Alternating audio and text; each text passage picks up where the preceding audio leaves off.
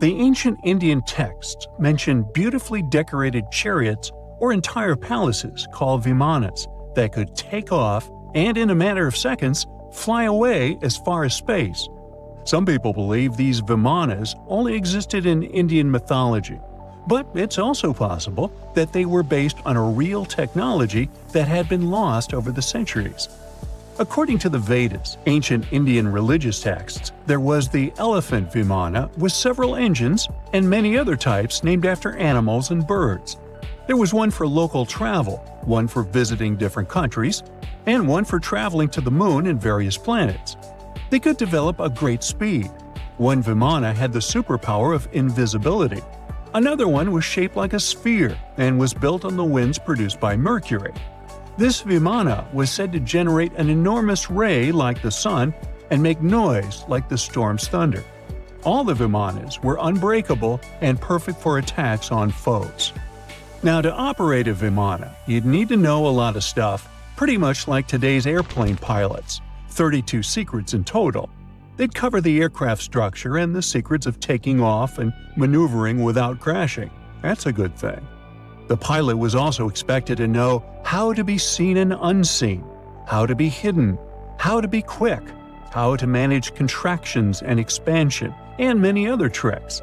To hide the flying machine from foes, the pilot was instructed to move to the 8th atmospheric layer above the Earth and use the power of dark solar rays. This instruction might sound a bit weird, but there were others, more realistic ones, which still make sense in modern aeronautics. There are sections of ancient texts on the vimanas that focus on details like flight paths, pilot training, navigation, and even suitable clothes for pilots and recommended food for long flights. There was also a lot of technical detail about the use of heat-absorbing metals, the metals utilized, and melting points. The supporters of the theory that the vimanas were more than just myths are sure that the ancient Indians would unlikely go into all these details just for a beautiful story. So, the flying palaces might have been real and way ahead of their time, like many other great Indian inventions. Back in the 6th century BCE, an Indian physician named Sushruta basically wrote the original guide to medicine and surgery. They even called him the father of surgery for his work. Sushruta laid down the details on hundreds of medicinal plants and described complex surgical procedures. He gave instructions on nose reconstructions and skin transplants from one part of the body to another. The original method of rhinoplasty, which involved taking a piece of skin from the forehead to reconstruct the nose, is still used today. But back then, it had a slightly different purpose than surprising your followers on social media. Those nose jobs helped out folks who had lost their noses as punishment for crimes or in fights. Now, you gotta thank an ancient Indian math prodigy for the invention of zero. It might not seem like a big deal, but without it, we would have no binary system and no computers. People before the 5th century CE were only thinking about some sort of a sign to indicate nothing. The invention made addition, subtraction, and other mathematical operations a whole lot easier. You can see the oldest zero in existence carved in the wall of a temple in Gwalior, India. The Indus Valley Civilization was using rulers in 1500 BCE and earlier. Made from ivory, these rulers were found during excavations in what is present-day Pakistan and northwestern India. They were widely used in architecture with amazing accuracy. They had units corresponding to slightly over 1 inch that were marked with precise subdivisions within 5/1000ths of an inch. The next invention is more of a concept than a physical item. Standardization is all about setting the rules based on a bunch of people, things, or interests. One of its cool applications that we've all gotten used to is standard weights. Whether you're using pounds or kilograms, you need these universal measurements for weight, right? For this, we owe a big shout-out to the merchants from the Indus Valley Civilization who lived around 4,000 years ago. They were measuring everything from food grains to fancy luxury goods using these standardized weights. And their weights had decimal and binary mathematical systems going on. They didn't have high-tech gear. but they pulled off some serious precision using complex calculations and even sand for construction. Their art of standardization made its way to Persia and Central Asia, basically becoming the global weight-watching standard. So if yoga is your go-to exercise, you definitely have a personal reason to appreciate the ancient Indian geniuses. Over 5,000 years ago, during the rule of the Indus Sarasvati civilization in northern India, yoga was first mentioned in the Vedas. Yoga was refined and shaped over the centuries, until it grew into a massive teaching with over 200 sacred writings dedicated to this way of obtaining enlightenment. At the beginning of the current era, yoga got a new trajectory thanks to a Hindu writer who laid down a system of yoga in his text, the Yoga Sutras. It became a whole-body rejuvenation, a life-extending practice with poses that you are still doing on the mat today. Yoga has reached the Western world only in the 19th century, and it caught on like wildfire. Chess, the all-time top game for intellectuals, is also an Indian invention. Its ancestor was called chaturanga, and it was a strategic board game that started gaining popularity around 3,000 years before the current era. This early Indian version of chess was played by 4 people, not 2, and had 64 squares.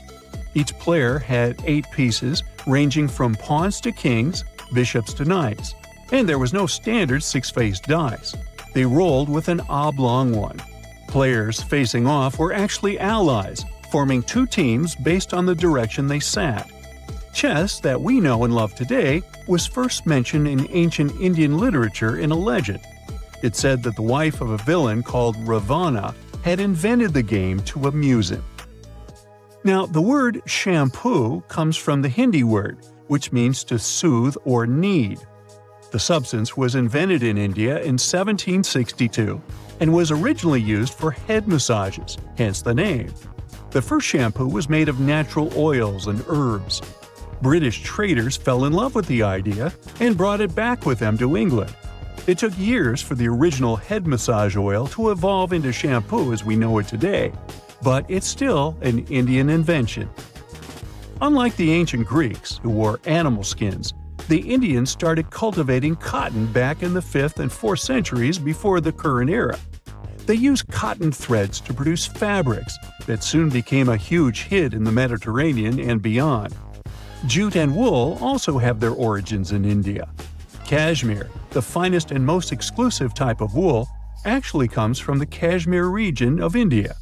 Buttons that sit proudly on that cashmere cardigan of yours also have ancient Indian origins. Some 5,000 years ago, the Indus Valley civilization started cutting seashells into geometric shapes with tiny holes in them. First, they were just decorations, but then people started using them to fasten clothes. Now, when you think about radio communication pioneers, Marconi's name usually steals the spotlight. He got a Nobel Prize in Physics in 1909 for his groundbreaking radio work. But there's an unsung hero in the radio waves game, and his name is Sir Jagdish Chandra Bose. He spilled the beans on radio communication way back in 1895. He shot an electromagnetic wave across 75 feet at the town hall in Calcutta, and it went through walls, rang a bell, and even set off some gunpowder. Marconi took a page from Bose's book, using his invention, the Mercury Coherer, as a blueprint for his own two-way radio. Bose didn't patent his genius creation, so he only got his credit a century later. Stonehenge took approximately 20 million man-hours to build. For comparison, an average human doesn't live much over 700,000 hours. This is Jack, one of the first builders of Stonehenge. Let's say Jack lived to be 80 years old, which is extremely improbable, but it makes it easier for me to crunch the numbers, thanks. If Jack had spent his entire life, from age 0 to age 80, working on the Stonehenge project, it would have required approximately 28.5 generations of people doing the same thing to complete it. That's next to impossible. To make it more plausible, let's multiply that by 2. After all, Jack wouldn't want to dedicate his entire life to moving stones, and he didn't live to be that old. Thus, we arrive at around 57 generations needed to build Stonehenge. That's not enough room on the screen for me to introduce John, Jack's great, you get the drift, grandson. So it all began around 5,000 years ago with just a simple circular earthen bank and ditch. Fast forward to around 26,000 BCE, and the builders replaced that initial structure with a complex arrangement of wooden posts and brought in around 80 dolerite bloom stones from Wales, which were rearranged at least 3 times. Then, a few hundred years later, they added those massive sarsen stones, each weighing around 25 tons. These enormous sandstone blocks were transported about 19 miles to create a continuous outer circle, with 5 trilithons, 2 upright stones topped with a lintel, forming a horseshoe shape inside. It was a millennium-long building process that demanded years of hard work. So, people must have lived nearby, right? But how would they have found shelter back then? Today, we have houses for builders on site, small accommodations that serve as temporary housing. But structures like this definitely didn't exist when Stonehenge was constructed. Did they? Well, actually, they existed, and some recent archaeological digs near Stonehenge prove it. Archaeologists found this Stone Age eco-home, which is a huge deal since it's one of the earliest settlements in the area. This newly uncovered Mesolithic home dates back to around the year 4300 BCE. Let's take a closer look at this house, shall we?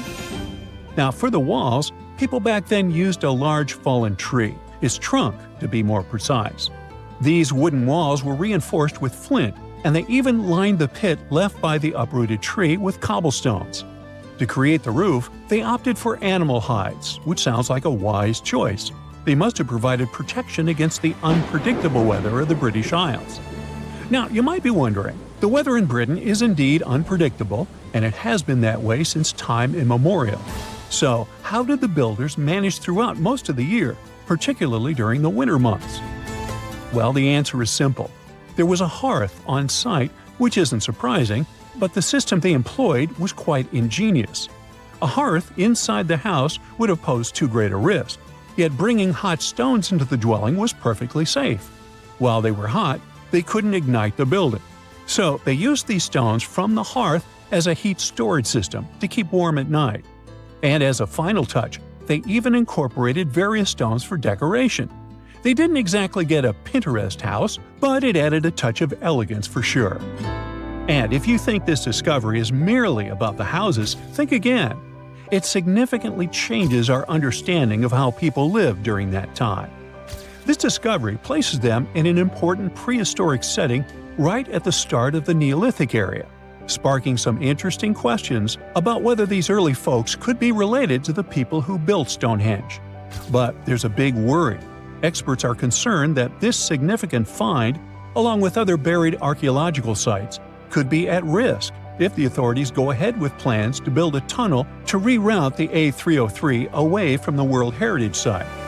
Sure thing the house the scientists found wasn't in perfect shape, and it lacked some crucial elements people use for living. Some of them decayed over time, while others were simply absent. So the scientists took 20 tons of chalk, 5,000 hazel rods, and 3 tons of straw, and used all this to recreate the 4,500-year-old design houses. These new buildings are located close to Stonehenge, which is incredible since in this area, planning permission for even a new cowshed is problematic. So, what are these houses like? Well, first off, there are 4 of them, and they're oval-shaped. They're built on the foundation of real houses that stood there about 4,500 years ago, just around the time the Stonehenge Eco House was going up. The houses aren't very big, they're single-room structures. When it comes to dimensions, it was straightforward to estimate since we could gauge the size of the roof and the height of the walls based on the foundations. Each side measures about 16 feet. However, the roof structure remains a bit of a mystery. There were a few differing thatching techniques back then, so pinpointing the exact method used for these dwellings is kind of a guessing game. For now, we think it involves knotted or tied straw carefully secured onto a hazel-woven frame. When fires are lit, the smoke from the hearth wafts up through the thatched roof. Now, remember those 20 tons of chalk?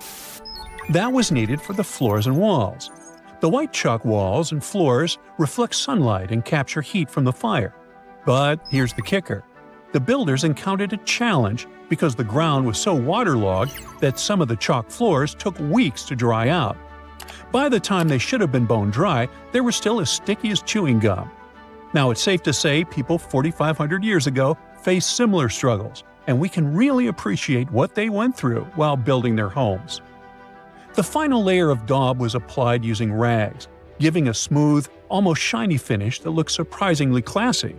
The interiors are furnished with wooden and wicker beds and shelves, along with clay pots and jars, all centered around a cozy hearth.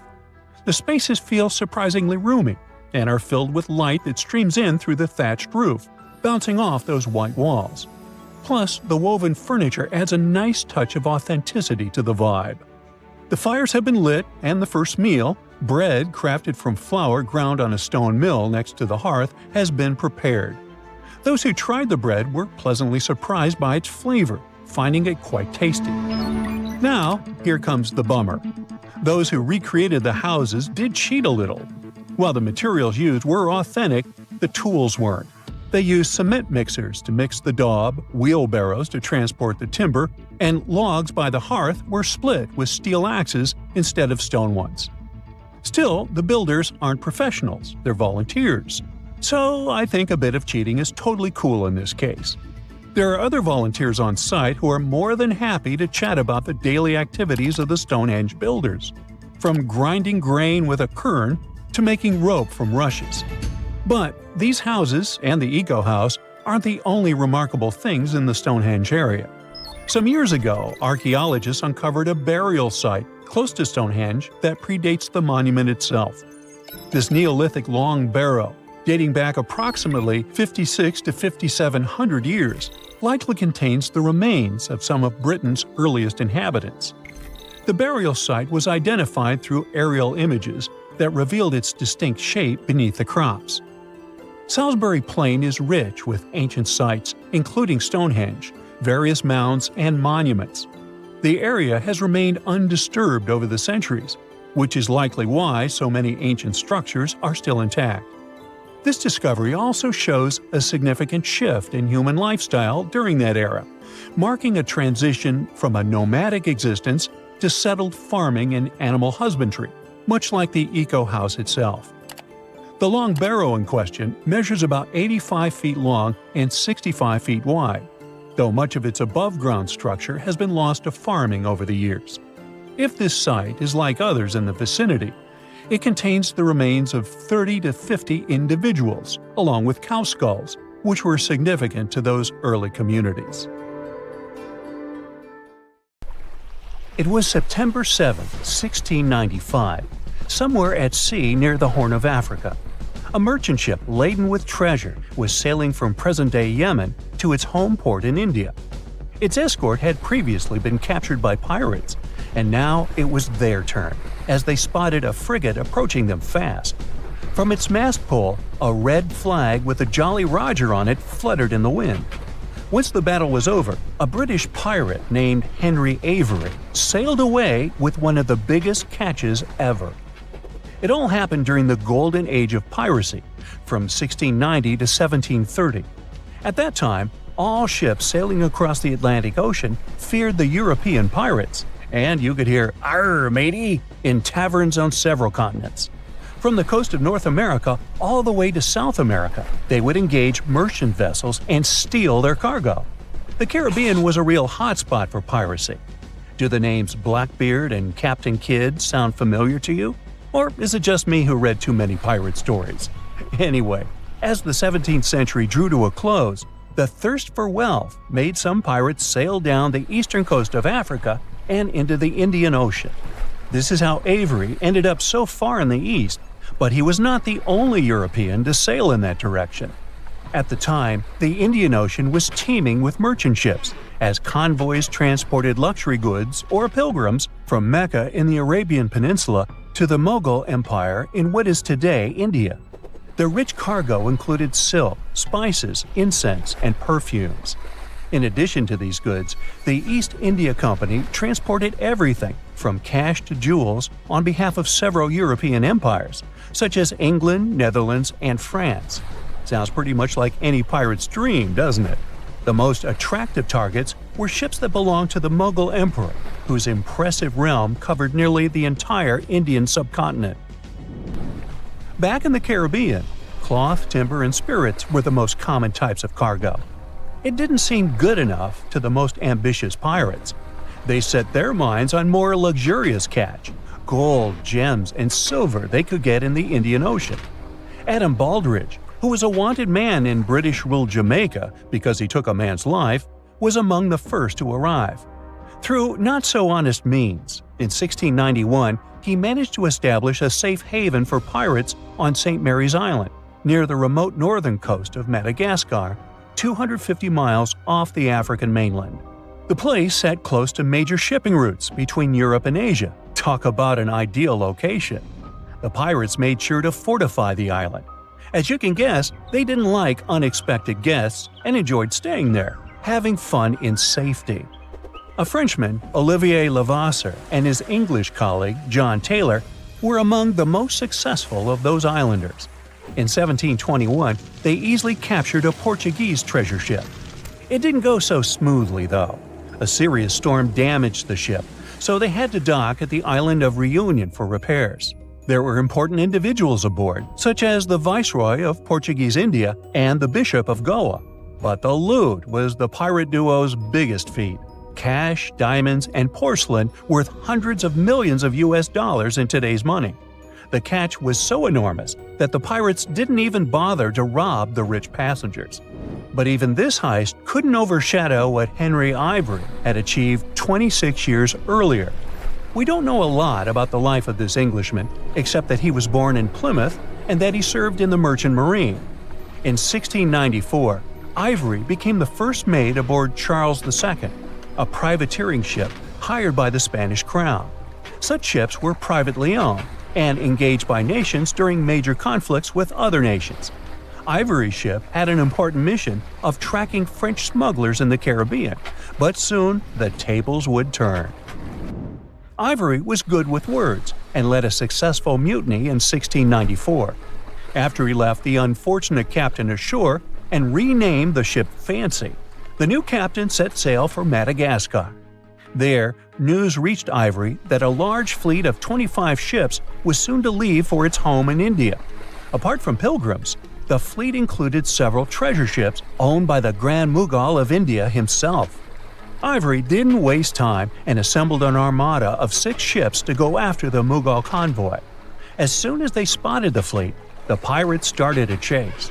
They managed to board an escort vessel, stealing gold and silver worth more than $17 million in today's money. And if that wasn't enough, Ivory and his men went after the flagship named Ganjai Savai. It was the biggest ship in all of India at the time that could protect itself better than the whole fleet combined. The pirates got lucky, as one of their volleys cut the main mast of the Indian ship in half, and there was more serious damage to it. Ivory brought his ship alongside the crippled Mughal ship, and his men boarded the vessel. Indian sailors showed some impressive resistance, even though their captain had abandoned them. Ivory's men won in the end, and they got one of the richest pirate catches ever. They filled their chests with hundreds of thousands of pounds in jewels, gold, and silver. After it, the pirates set course for the Bahamas and used their enormous wealth to convince the local ruler to let them come ashore.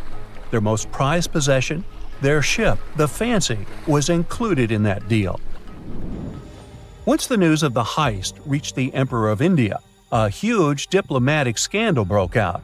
The Grand Mogul was enraged and accused the East India Company of plotting against him, arresting several of their high-ranking officials. The company feared that the Indian leader would cancel their valuable trade agreements, so they decided to do something nice for him and bring to justice the pirates responsible for the theft. Together with British ships equipped for search at sea, they launched one of the first truly international pursuit of Ivory and his shipmates, promising a reward to whoever captured him. The pursuit was only partially successful, as they only managed to catch and try out several pirates. most of them scattered across Europe and the Americas, keeping their share of the wealth. Ivory earned himself the nickname the King of Pirates because of his adventure in the Indian Ocean. Historians believe he escaped to Ireland with his share of the loot using a false name, George Washington. No, I made that up. Piracy was a risky trade, and not all European fortune seekers were successful in the East. Take Dutch pirate Dirk Schijvers, who entrapped 4 ships in the Indian port of Calicut. He demanded money from the local Indian authorities and the East India Company, but they offered him only half of the requested sum. Finally, they settled on a different amount. When it didn't arrive, Schijvers set another ship ablaze.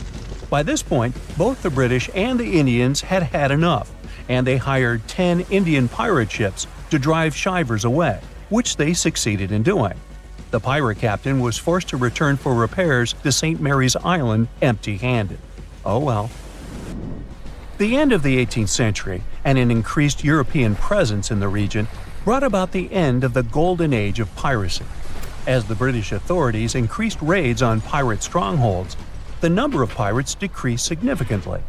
In 1692, a huge earthquake that was followed by a tsunami erased a well-known pirate haven from the map, Port Royal in Jamaica.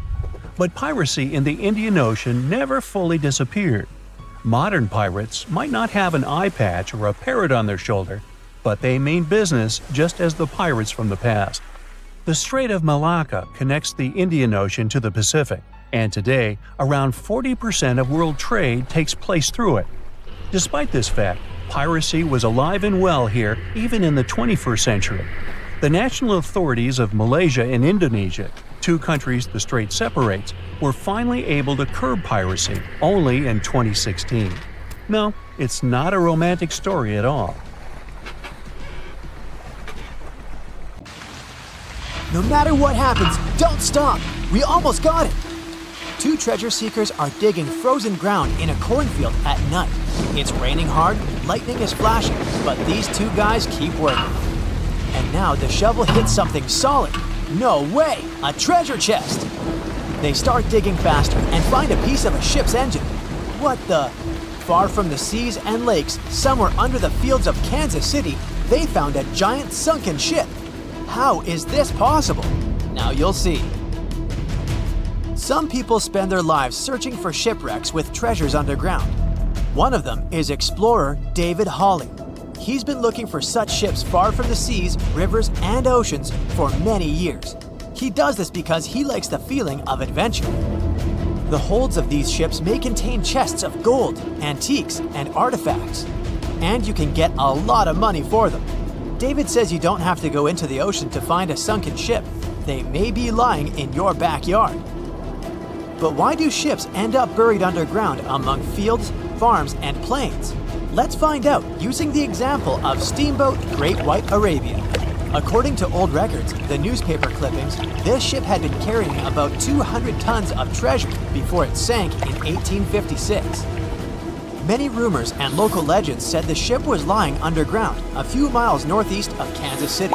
It was there because people deliberately altered the riverbed and channels of the Missouri River in the second half of the 19th century. They artificially brought the shores closer to each other. They narrowed the river to increase the flow's speed, so boats could sail much faster. In the 19th century, steamboats were the most popular means of transporting passengers and goods. Before railroads, they extended the western border across the Mississippi and Missouri rivers and brought supplies to people. That's why it was so important to increase the speed of their movement. So, on September 5, 1856, Arabia was sailing along such an estuary. It came across a snag sticking out of the water. A piece of log quickly flooded the ship. Fortunately, all passengers were evacuated. But the steamer and its precious cargo reached the silt bottom of the Missouri River in a few minutes. Several years had passed. Everyone forgot about the vessel. During this time, the course of the Missouri River had changed. But Arabia remained under the wet, muddy bottom. The soil level above it was getting higher, and the ground was losing moisture. Eventually, many decades later, a cornfield formed above the sunken ship. In the 1980s, one farmer owned this area, and he had no idea what was hidden in his territory. David Hawley carefully studied the history of the sunken ships of the USA.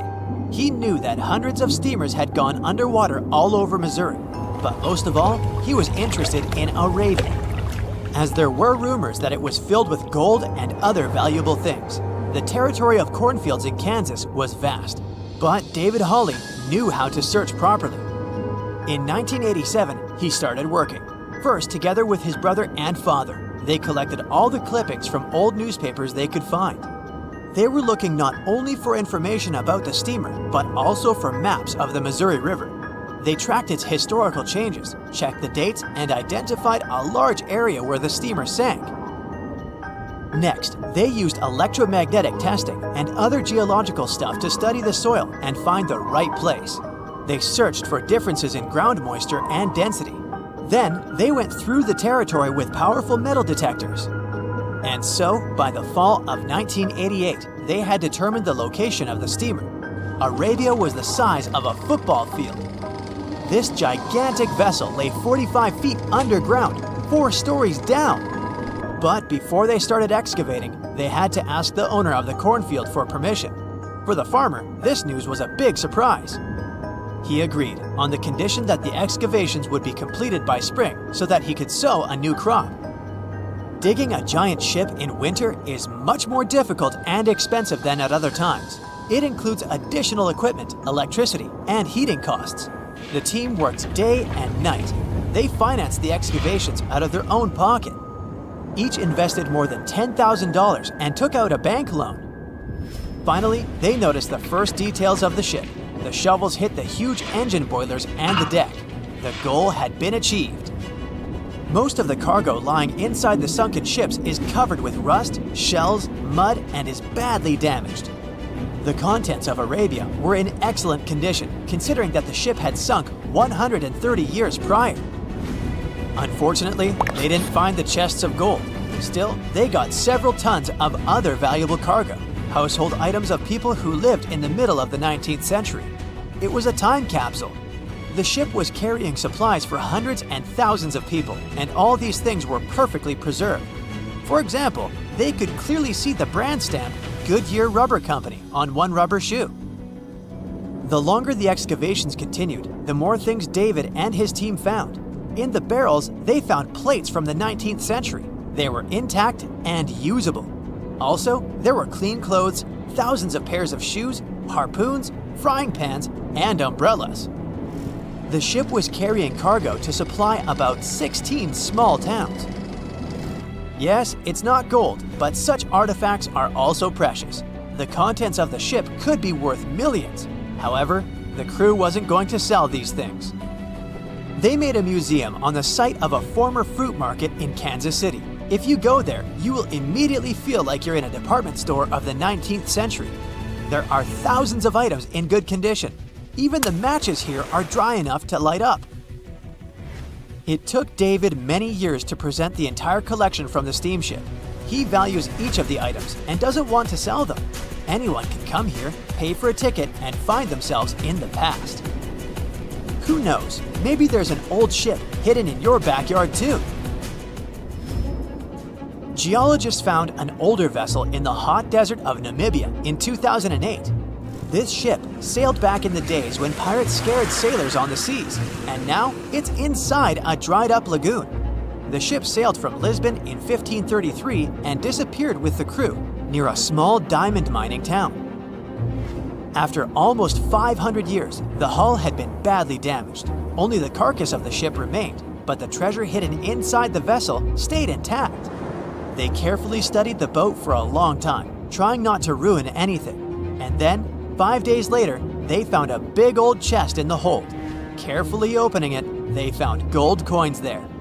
Thus, the cost of the ship was estimated at about $10 million. The exact cause of the shipwreck is unknown, but experts believe the ship was destroyed by heavy cargo and bad weather. It went to the bottom of a lagoon that later became a desert.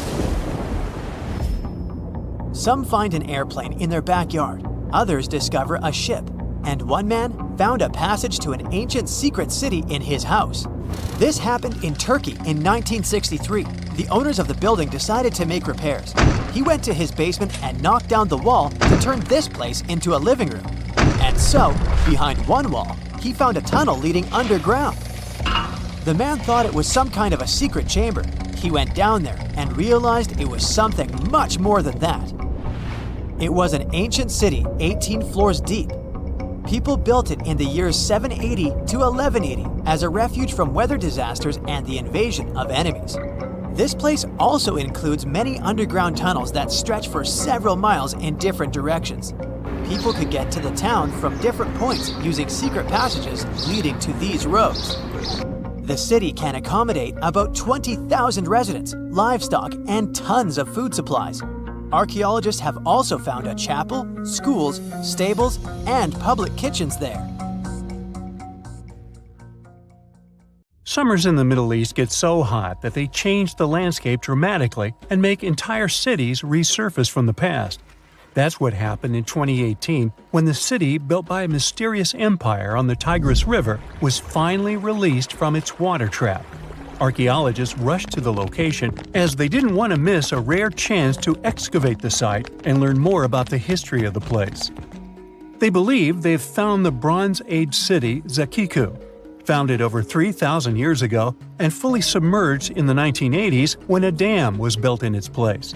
It used to be a busy hub for the Mitanni Empire for caravans on the popular trade route. It had water, which is a rarity in the area, and it was a guarantee for success. We know very little about the once powerful empire, as scientists haven't found any written chronicles in the excavated sites. That's why the archaeologists were thrilled to find an entire palace for the local ruler. Several years later, when the area became free from the water again, they found some fortifications to protect the city from foes. The highlight of their expedition was finding a huge public storehouse for trade goods and harvests, piles of wheat and barley, and imported metal and wood. Bread was the staple food for the locals, and they also loved big pots of vegetable soups and stews for lunch. Each household kept sheep, goats, cows, and pigs, so they had a steady source of milk and meat for special occasions. All the constructions found so far were built from bricks molded from mud. The walls that were underwater for over 40 years are so well preserved as if they went down yesterday. The royal palace stands out as it's larger than the other constructions, has thicker walls, and even pavements made of baked mud bricks that were sealed to be waterproof. The local king must have been in good relations with the emperor of the larger empire, of which Akiku was dependent. Traders who lived in the city collected wooden beams and took them to storehouses. The beams arrived down the Tigris River from the forests in the mountains in the north and east of Mesopotamia. Merchants came here to sell their goods and then crossed the Tigris on their way to the borderlands. Zakiku was thriving as a center of commerce for about 6 centuries until it was hit by a massive earthquake in 1350. Archaeologists found 5 ceramic vessels holding over 100 clay tablets made close after the earthquake. It's almost a miracle that small tablets of unfired clay managed to survive underwater for decades. People who created those must have carved notes on clay while it was still wet. They wrote about anything, from newly stored harvests to notes for other kingdoms. Then they would let the message dry in the sun. Scribes even had to learn a different language so that everyone outside the city could read it. Scientists believe the tablets they found used to be part of a private archive. They hoped to decipher the notes to learn more about the history of Zakiku and the whole empire after the terrible earthquake. The damage to the buildings was so enormous that it was impossible to restore Zakiku to its former glory, and if there had been any survivors, they must have left the city. Several decades later, the Assyrians, who also lived in Mesopotamia, settled here. They built their houses on the ruins of the abandoned city and used whatever structures they could find from the previous residents as outer walls. But they stayed here only for 50 years, then decided to build a new capital on more fertile soil to make some good cash from agriculture.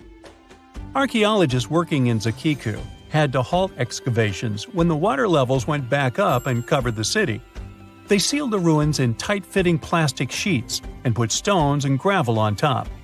They hope it will help protect the priceless site from water erosion and prevent it from disappearing again. They realize how important water from the dam is for the region, but if it recedes again, they say they'll definitely continue the excavations. There was a bustling community in today's Taklamakan Desert in China around 1,600 years ago. It lived along the Naya River, which ran through the desert for miles and got its water from the melting snow in the mountains. After 3 years of work in the area, archaeologists and scientists managed to dig up 8 tombs in the desert. Thanks to the desert heat, the clothes and artifacts inside them were almost as good as new. The people who wore those must have lived in the ancient city of Naya. Naya used to be part of a prosperous kingdom at the heart of the Silk Road trading route and had a population of over 3,000 people. Then, desert sands went rogue and swallowed the city whole. Archaeologists only found the ruins of Nija in the early 20th century. Scientists from different countries have tried to solve its mysteries. It looks like the tombs discovered at the end of the 20th century belonged to the wealthy. There were some expensive items inside: a quiver and bow, metal arrowheads, gold earrings, and a glass bead necklace, a lacquer box with a comb, makeup, and a sewing kit in one of the tombs. There was also some silk of top quality, and even the bright colors like green and yellow haven't faded on it. The fabric also had Chinese characters with quotes from historical books, which helped scientists identify the period in which it was made. Archaeologists later found a large dwelling site and the clearing of 3 ruined buildings. It will probably take many more years to understand why the city had fallen and what happened to its people. Saudi and French archaeologists teamed up near Riyadh, the Saudi Arabian capital, and stumbled upon an ancient settlement dating back 8,000 years. The scientists used all sorts of cool tech, like laser scanning, drones, and aerial photography, to unearth this Neolithic-era gem. They found the settlement in a local archaeological hotspot. Among the treasures they uncovered were a stone temple, remnants of an altar, and over 2,000 graves. All these finds tell us about ancient practices and rituals. The team also found the foundations of 4 massive buildings, corner towers, and open-air courtyards, all with underground reservoirs to store water for agricultural use. There was also a smart irrigation system with canals and cisterns, which let the city thrive in one of the driest deserts in the world. Rock drawings etched into the nearby mountain depicted the daily life of the locals. The excavations have been going on in the area for over 40 years, and scientists still keep finding new artifacts to answer more of their questions. Fishers have stumbled upon ancient bones, tools, and artifacts that are 9,000 years old on the North Sea floor. British and Dutch archaeologists and paleontologists rushed to see the finds as they were hoping it could be evidence of the submerged Doggerland. And they weren't disappointed. There were even perfect sets of footprints left by Mesolithic people who lived here. 12,000 years ago, during the last major ice age, the British Isles weren't islands at all. There was a landmass made of many hills, marshlands, and dense forests that connected them to the European continent. That landmass was Doggerland, where a prehistoric hunter-gatherer society lived and thrived. But then, the sea level started going up at the speed of 3 to 6 feet a century as glaciers were slowly but surely melting. The locals had to move to areas that today belong to England and the Netherlands. Experts decided to learn more about the history of Doggerland, using data from oil companies working in the North Sea. So far, they've created digital models of what the area of 18,000 square miles might have looked like before it vanished beneath the waves.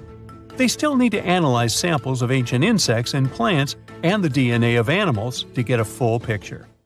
A gruesome discovery took place in Egypt some years ago. You want to hear about it? 16 human hands, carefully buried in 4 eerie pits. They didn't look too much like human hands at first, since they were abnormally large, but they were. Weirdly, there were only right hands. No left hands were in sight. It turned out that it points to the practice of an ancient dark ritual. Old Egyptian art and tales talked of a ceremony where warriors would present the right hand of their adversaries as proof of victory and ask for gold in return. Egyptians believed in the afterlife, so cutting off someone's hand meant you cut off their power eternally. Guaranteeing this type of defeat was interesting to the winning party. Here, the fight was between Egyptians versus Hyksos, who lived in what was once known as Canaan. Egypt has always been the center of some history-changing findings, and some time ago, this papyrus was found. If we stretched it open, it would be just a tad bigger than the height of a skyscraper. The world's tiniest skyscraper, which is located in Wichita Falls, Texas. When humans didn't write on their notes app, they wrote on this thing, made from the medulla of a papyrus plant. Around 2,000 years ago, ancient Egyptians wrote something reminiscent of a book where they describe most of their funerary traditions and their visions of the afterlife. It's considered one of the most important texts from ancient Egypt and is still sold in bookstores to this day. This ancient manuscript was unearthed from a chamber located just south of the Pyramid of Djoser, located in Saqqara. Oh yes, Djoser is the oldest pyramid in Egypt and not the Giza pyramids like most people think. So recently, the site of Saqqara buzzed with excited archaeologists who probably found one of Egypt's oldest complete mummies. They believe that this beautiful and well-preserved mummy was that of a wealthy man. He was discovered in a deep shaft, covered in layers of gold leaves. There are many symbols that show he was an important and wealthy man, like the band he wore on his head, the bracelet on his chest, and the fact that he was embalmed with a tunic, which was reserved for Egypt's finest. The most exciting part of the entire discovery was finding the resting place sealed with mortar, just as the ancient Egyptians had left it 4,300 years ago. Now this may sound weird, but back in 2008, archaeologists discovered a missing pyramid. Now it went missing because it deteriorated over the span of 4,000 years. Today, you can only see its base. It was a pretty important site back in ancient times. It is said that around the area of the pyramid, the ancients hosted a special type of ceremony where high priests would carry mummified remains of sacred bulls. Now here's a fun fact. Ancient Egyptians believed that Apis bulls were earthly incarnations of the city deity of Memphis and was connected to rites of fertility. It wasn't just any Apis bull though. They needed to be all black with a single white mark between its horns and a bunch of very specific characteristics. They were selected by the local priests and honored until they passed away. After that, they were mummified and buried in underground galleries. Meanwhile, this missing pyramid sort of disappeared around the 1800s. It was a German archaeologist who first found it in the village of Saqqara. He called it the Headless Pyramid when he first found it. But then, years after the official discovery, the desert sand came along and covered the whole thing. There were some excavations between the 19th and 20th centuries, but they weren't too systematic. That's why scientists were so thrilled when they dug an entire pyramid's base after removing the 25-foot mound of sand that was covering it. Oh, and it turns out American archaeologists are excavating a cemetery in Egypt that could contain over 1 million mummified bodies. So far, archaeologists have dug around 1,700 mummies. One of the main differences from other classic Egyptian mummies is that these people weren't kings and pharaohs. They were commoners that most likely lived about 1,500 years ago, when Egypt was controlled by the Roman and Byzantine empires. The name of the cemetery is cool though, the Way of the Water Buffalo, just in case you want to check it out on your next trip. Other than bulls and buffaloes, ancient Egyptians also liked baboons. Are you seeing a pattern here? In the beginning of the 20th century, archaeologists discovered a site filled with mummified baboons in a place called, guess what? The Valley of Monkeys. An animal wouldn't have been mummified if it wasn't considered important. Certain animals were more important than others, since they were linked to specific deities. Jackals were connected to Anubis, the ancient god of the afterlife, and cats were likened to the female deity Bastet. Baboons were a pretty big deal, since they were believed to be connected to Thoth, the deity of wisdom and advisor to Ra, one of Egypt's supreme deities. The archaeologists who studied these animals weren't too happy. They think these baboons were kept inside and were deprived of sunlight for most of their lives. They had extreme vitamin D deficiencies and they were poorly fed. Maybe Thoth got angry with these baboon keepers. Just a guess. Since there's never a boring day for archaeologists in Egypt, they also found human mummies with golden tongues. Since Egyptians were all about the afterlife, they believed that golden tongues might help a person speak once they pass to the other side. I mean, it's a long shot, but hey, why not? Some of these mummies were placed in wooden coffins with goods, such as necklaces, pottery, golden artifacts in the shape of lotus flowers and scarab beetles, and iPhones. Just kidding. A new temple was also unearthed recently in Egypt. Scientists believe it was dedicated to honor Zeus Cassios. That deity would be a cross between Zeus, the almighty Greek deity of the sky, and Mount Cassios.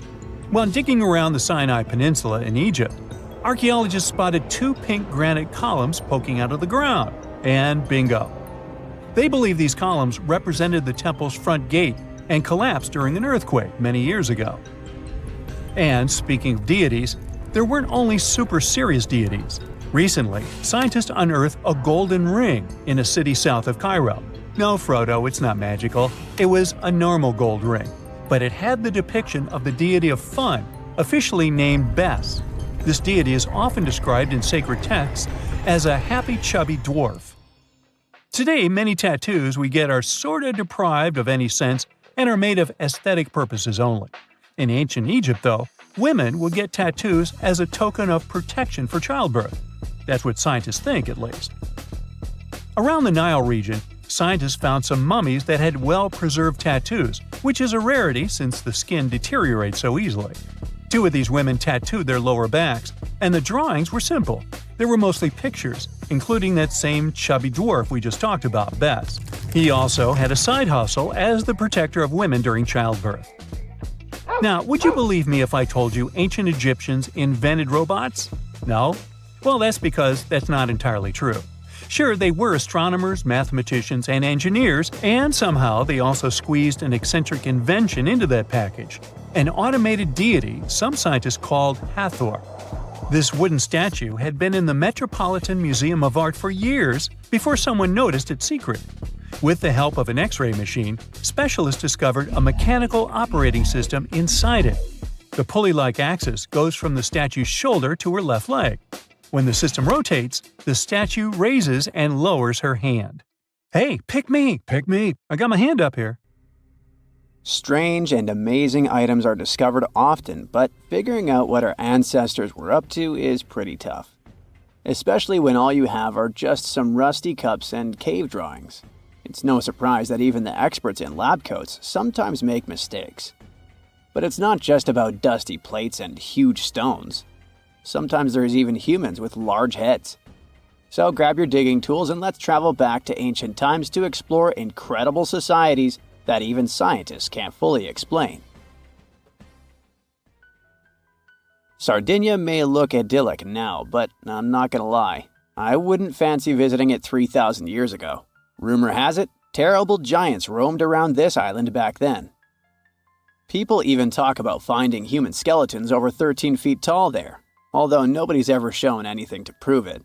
But the stories will make you wonder because some weird stuff has definitely happened. In 1974, over 5,000 pieces of broken stone artifacts were found in a part of the island called Monte Prama, but instead of being displayed in a museum, they were locked up in an underground vault for about 30 years. Sounds a bit suspicious, doesn't it? When they were finally displaced in 2005, scientists put the pieces together to find statues of 38 giant men standing 8 feet tall. Not quite as tall as the legendary skeletons, but still pretty huge. It's thought these statues were made by the Nuragic people, who lived on the island a long time ago. Besides giant statues, they also built over 8,000 massive stone buildings. Perhaps Nuragic weren't giants themselves, but they definitely liked their things big. I do too. I like a big number of likes on our videos. That would be pretty great. Thank you if you liked this and subscribed. Now back to the video.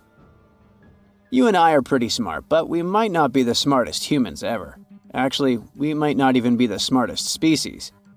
Since 1913, some skull fossils found in South Africa have hinted at a possibly smarter contender called Boskop Man. This human-like species might have lived as recently as 10,000 years ago.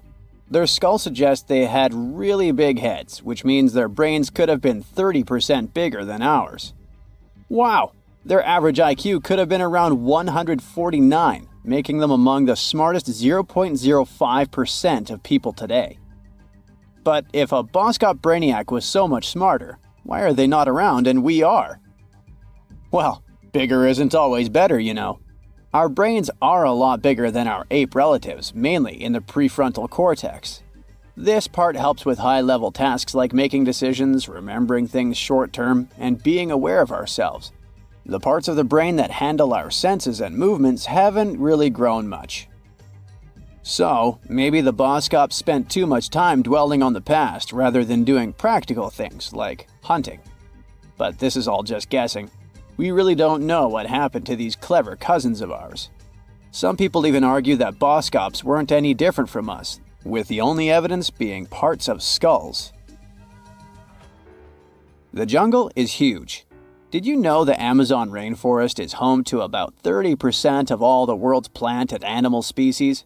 That's impressive. However, the history of one native species, humans, has long puzzled scientists. The mysterious Kasarabe people lived here for hundreds of years and then vanished around 1400 AD. People thought the Amazon only had a few scattered tribes, but recently we discovered big, unusual shapes in the ground called geoglyphs. These might look like simple shallow ditches, but they're actually the remains of a vast civilization that spread over 5,000 square miles and includes about 450 markings, some as wide as 1,300 feet. That's insane! They likely contained ceremonial buildings and could have hosted up to 1 million people as recently as 550 years ago. Thanks to new technology like LiDAR, which uses a safe laser to map the forest without harming it, we can explore deeper. In 2019, some scans showed miles of raised roads and pathways and even pyramids over 70 feet tall. They found 26 separate settlements, 2 of which were at least 250 acres each. Damn, that's like 330 soccer fields. It's not certain what happened to the Kasarabe people. Maybe European conquistadors drove them out. Maybe the most baffling ancient civilization is one we've never actually found a trace of. Yep, I'm talking about Atlantis, the grand city that supposedly sank into the ocean. The first mentions of Atlantis come from the ancient Greek philosopher Plato, who talked about a great city near the Strait of Gibraltar. But for ages, everyone just thought Plato made up Atlantis as a perfect version of his own Athens. So why, about 12,000 years after it supposedly vanished, do we still wonder if it might be real? Well, in the 19th century, U.S. Congressman Ignatius Donnelly wrote a book giving 13 reasons why he thought Atlantis was more than just a myth. Then, in 1965, some folks thought they actually found Atlantis when they discovered the Richat structure, a massive 25-mile-wide dome in Mauritania, Africa.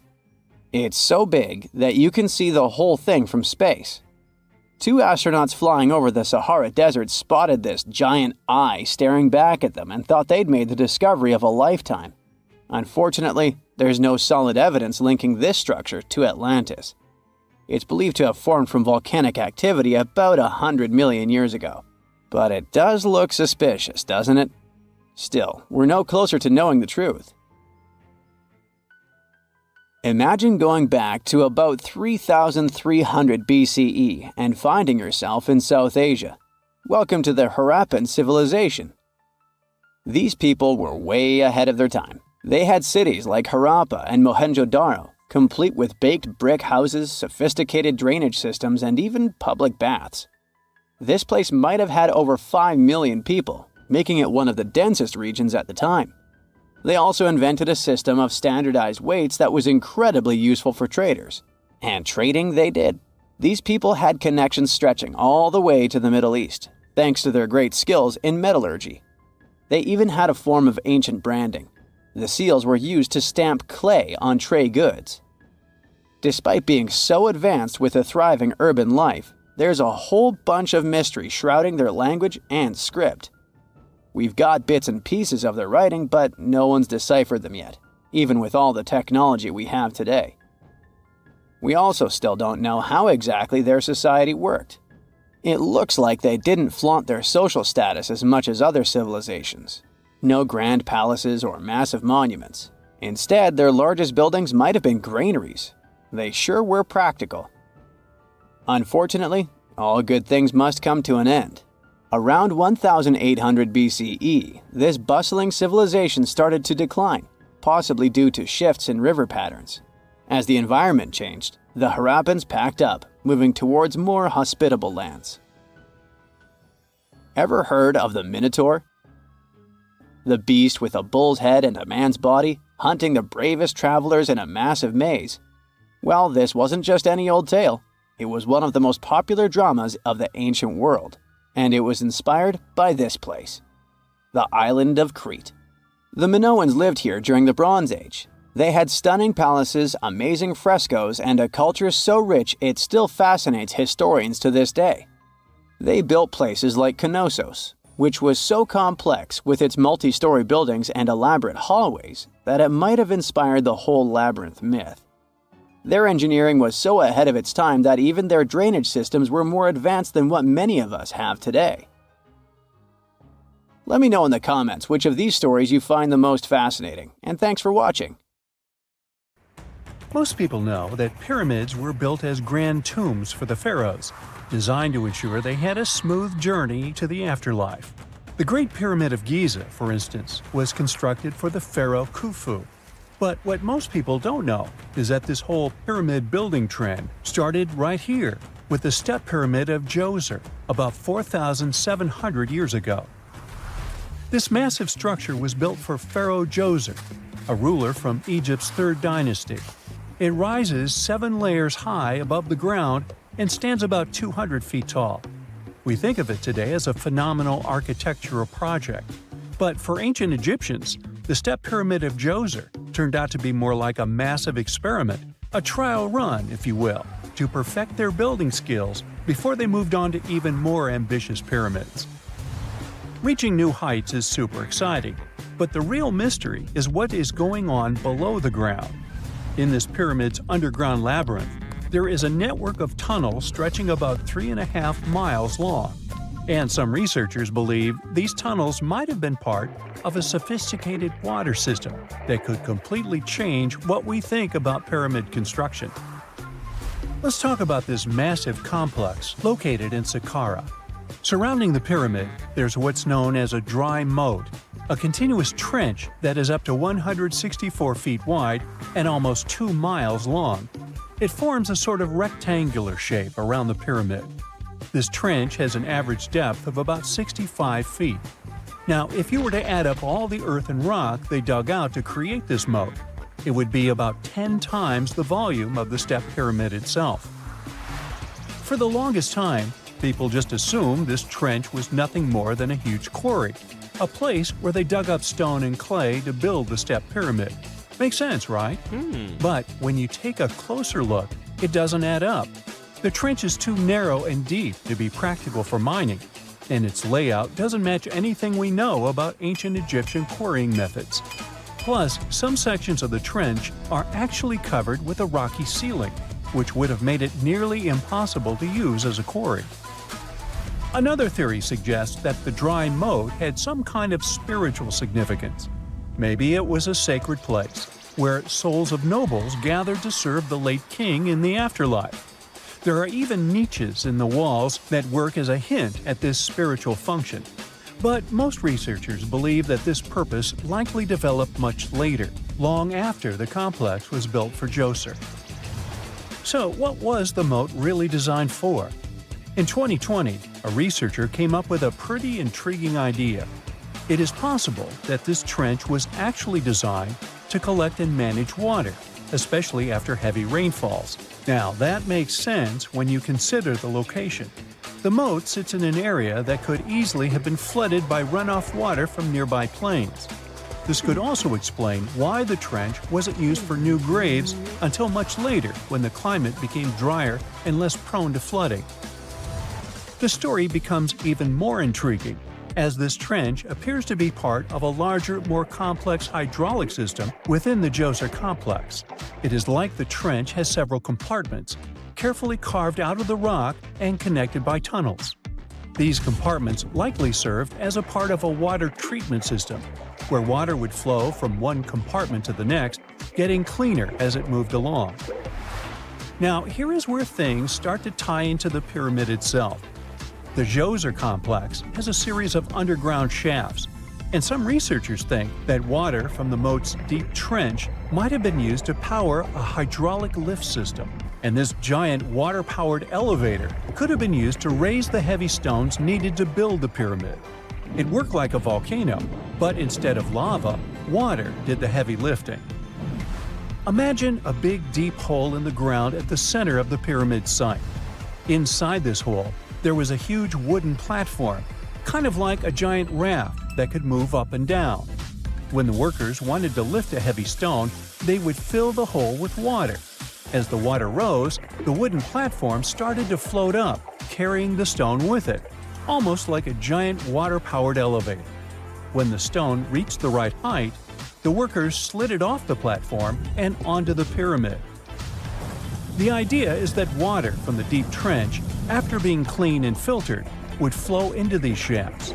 A massive float, possibly made of wood, would then rise as the water filled the shaft, lifting the stones up to where they were needed for construction. Once the stone was in place, they'd let the water out, lowering the platform back down to the bottom, ready to lift the next stone. This fancy hydraulic lift system could have been a game changer, making the whole building process a lot faster and more efficient without using a lot of workforce. It is like the ancient Egyptians were already embracing the whole idea of work smarter, not harder. But of course, not everyone is on board with this theory.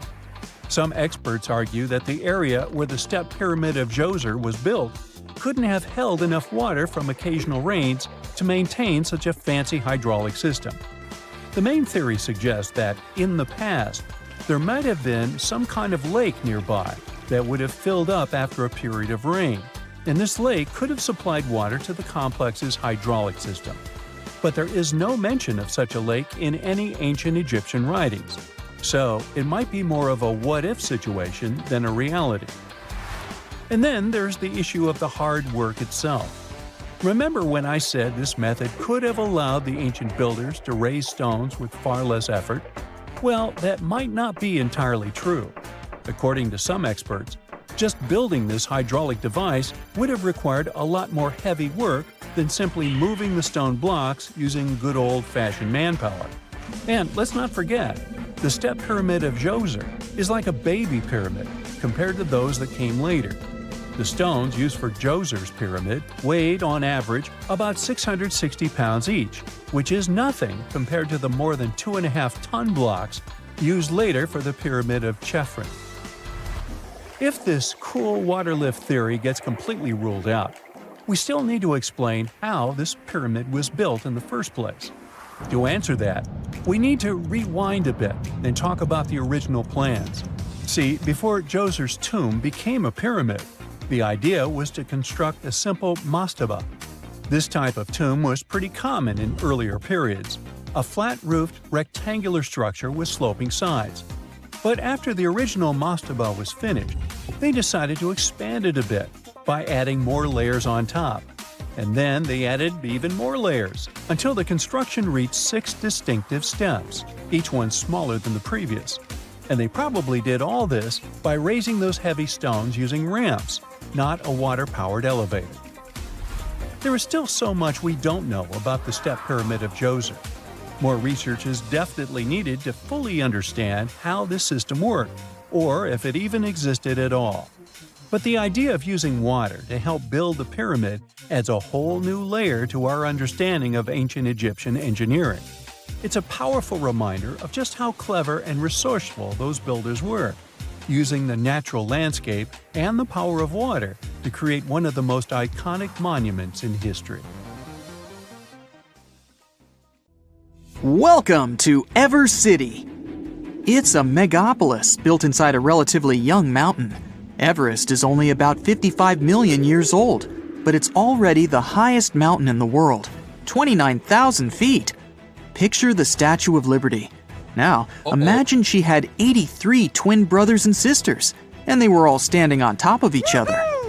If you wanted to get there back in the day, you had to pass some serious fitness tests, train for months, have perfect health, and spend a lot of money. Oh, and be a little crazy. Now that Mount Everest has been turned into a city, though, you don't need any of that stuff. Well, except money. Apartments here don't come cheap. It's easy to navigate around Everest City. The whole thing's basically 6 circles. It looks like a finger with 6 rings on it. The lowest and largest circle is the residential area. The highest and smallest ones near the top is where the richest people live. Below that is the meditation circle. Then a circle for hotels, and 2 circles of pure entertainment. Everest City isn't built like an ordinary city. You won't find tall houses or 6-lane highways here. Almost all buildings are built inside the mountain. At first, people were building ordinary houses, but strong icy winds and avalanches kept knocking them down. Then, engineers decided to build houses inside the mountain. They're connected by underground tunnels. From the inside, the mountain looks like a system of labyrinths. The entrance to Everest City is located at the foot of the mountain. Every day, hundreds of thousands of cars enter and leave the city. There's no factories or power stations inside. Electricity, gas, food, everything comes from the outside world. That's why all the stuff in Everest City's so insanely expensive. People want to keep the mountain covered in snow. That's another reason why there's no factories and stuff. There's almost no heating in the houses.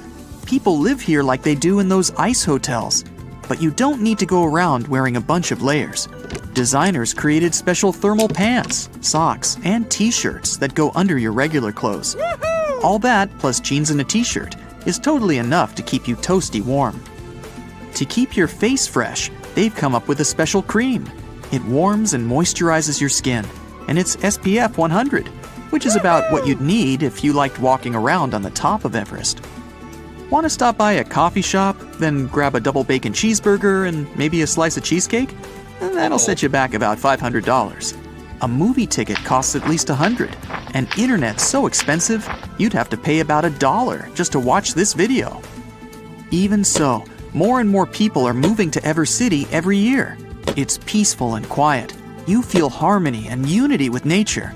There's also a world-famous meditation center on its own special circle. People from all over the world come here to get their body and mind back into harmony. But the greatest draw is that you can visit the summit whenever you want, like it's your daily walk in the park. Before Everest City, conquering this mountain was extremely dangerous. There's 3 times less oxygen up there than in almost any other city. If your body doesn't get enough oxygen, you can find yourself in big problems. Climbers used to take oxygen tanks with them, which slowed them down and made everything more complicated. It's hard to get out of the way of an avalanche with huge metal cylinders on your back. Strong winds are a big problem too. At the top, the wind can blow at 100 miles an hour. Try to nail one of those jumping selfies and you'll be blown clean off the mountain. It's so cold that icicles form on your hair and your skin gets covered with a thin crust of ice. And when you're up there, you have a special, terrible superpower. A loud scream could cause an avalanche. But now, everything's chill. To get to the top of Everest, you just need to sit in a comfortable snowmobile capsule. It'll protect you from any bad weather or the odd avalanche. If you get covered with too much snow, you just turn on a powerful heater, wait a few for the snow to melt, and continue on your journey.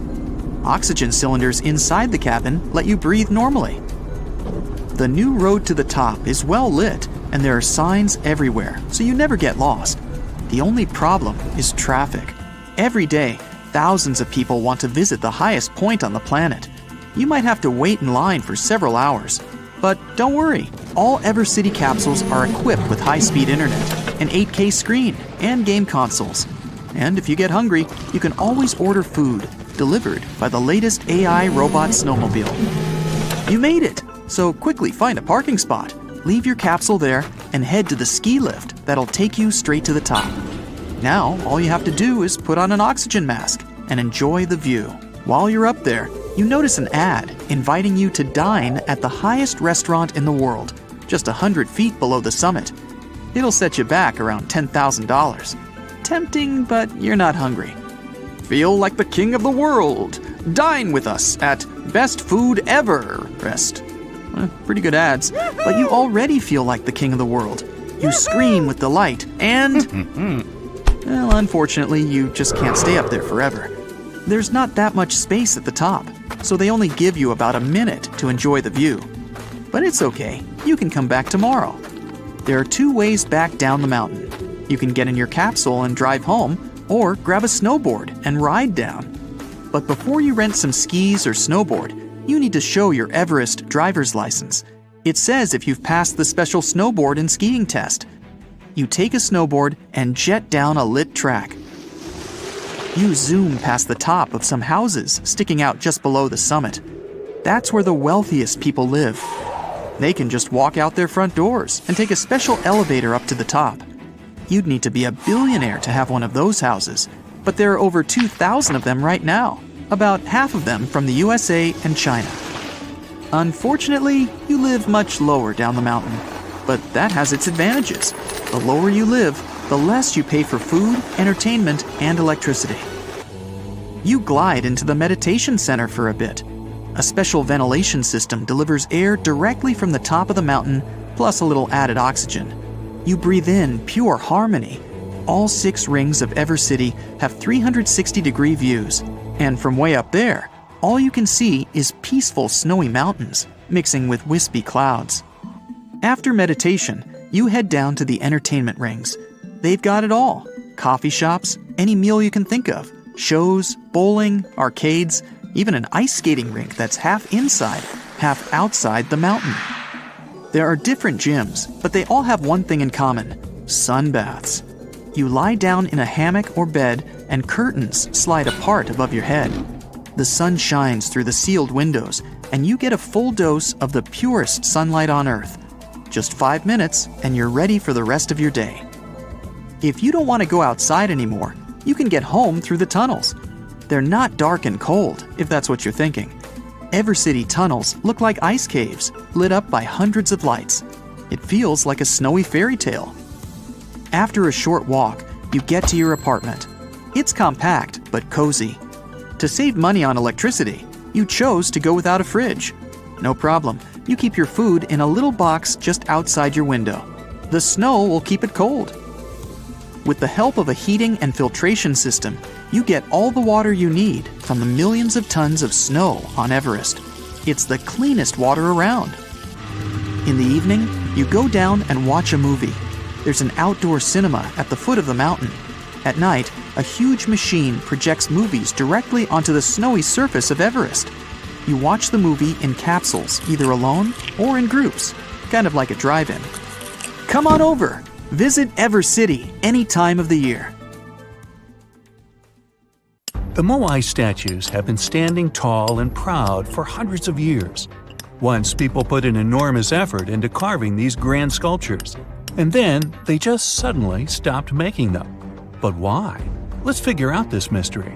Easter Island, located 2,500 miles east of Tahiti, has an area of 63 square miles. To this day, it's one of the most isolated islands in the world.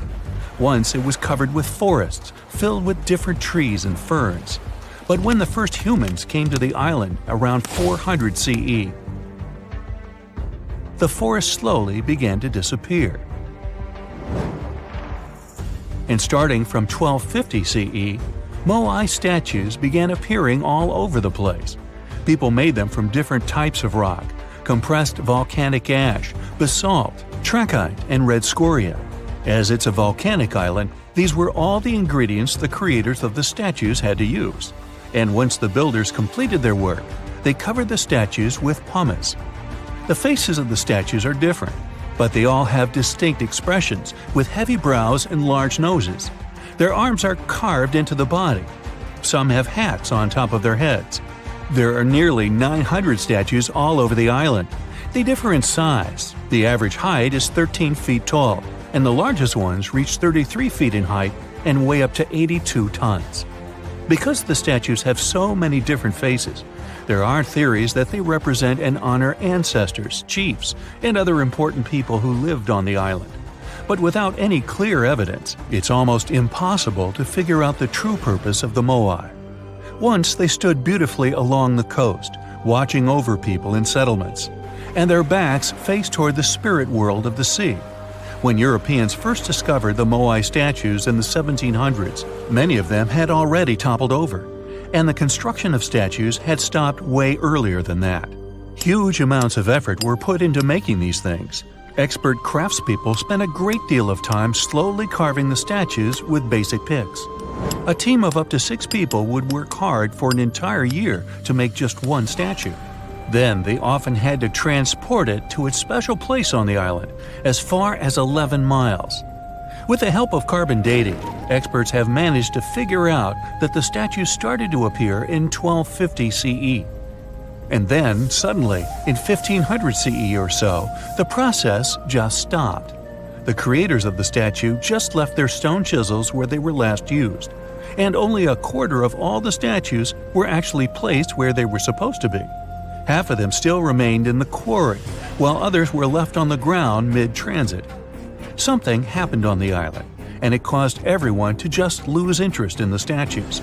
There are many theories around why it could happen, and they mostly relate to deforestation. Islanders may have used wood to move the statues across the island. They possibly did this with the help of sleds and ropes, or even used logs to roll the statues or canoes to float them. The wood started to deplete eventually. Trees on the island took very long to grow, and rats ate most seeds. People had many uses for wood, and they needed it not only for practical things, but also to create other statues. Another reason why the inhabitants of the island could have stopped building the statues might be that they were busy with other projects. Specialized rock gardens were becoming more common with a growing population. They were great for the soil, keeping it warm and fertilizing it at the same time. Islanders spent much time and effort making these rock gardens, and there simply wasn't enough time to focus on building and moving the statues. Another theory suggests that what people believed in changed over time. Supposedly, the islands once saw the statues as a connection to their ancestors. After some time, though, rituals depicting a show of strength and endurance became more widespread. And with these rituals, islanders started to carve images related to seabirds. Seabirds became the main animal on the island. People started to believe that their ancestors looked over them through birds instead of the statues, so there was no longer a reason to build the moai. Anyway, these theories might be true, but the main problem was that the small island couldn't support a growing population. What was once a lush land covered in forests quickly became a barren landscape. For the first few centuries, people relied on forest resources, but agriculture became more important sometime after 1550, when forests disappeared. Tribes that once worked together to build the fantastic monoliths focused on competing against one another instead. During this struggle for land and resources, the moai statues were toppled over because people wanted to reduce their significance. Over the following centuries, all the statues were pushed over, but not all of them deliberately. Many fell naturally after being neglected for so long. Some even ended up in the ocean water surrounding the island, and there they sat for a while. But there was some good news for these statues. They were re-erected, providing a great experience for visitors from all over the world. If you make a journey all the way to this isolated island, the first question you'll probably ask will not be how the statues were made or how they were moved. It will be, how on earth did anyone even make it here in the first place? It was one of the most amazing feats ever. The Polynesians sure did some pretty extraordinary things. From as early as 1500 BCE, these boat-faring people began to explore their world. They used the most advanced marine inventions of their time. They sailed across the ocean in catamarans and outrigger boats, starting in Southeast Asia and inhabiting many more places throughout the Pacific. They lived as far north as Hawaii in 900 BCE and all the way to the south in New Zealand by 1200 BCE. And the farthest journey to the east was, of course, Easter Island. In only a few hundred years, these early sailors inhabited an area of thousands of square miles. They simply memorized where they had already been and, this way, managed to navigate the ocean. They used a wide range of techniques. They watched the sun as it rose and set during the day. Stars helped them at night. If it was overcast and sailors couldn't figure out direction visually, they used other brilliant methods. They watched the movements of ocean currents and wave patterns and paid attention to bioluminescence in the water. These patterns helped them find where specific islands were located. These seafarers even understood how islands and atolls in the distance caused air and sea interference patterns. Birds provided them with certain signs too.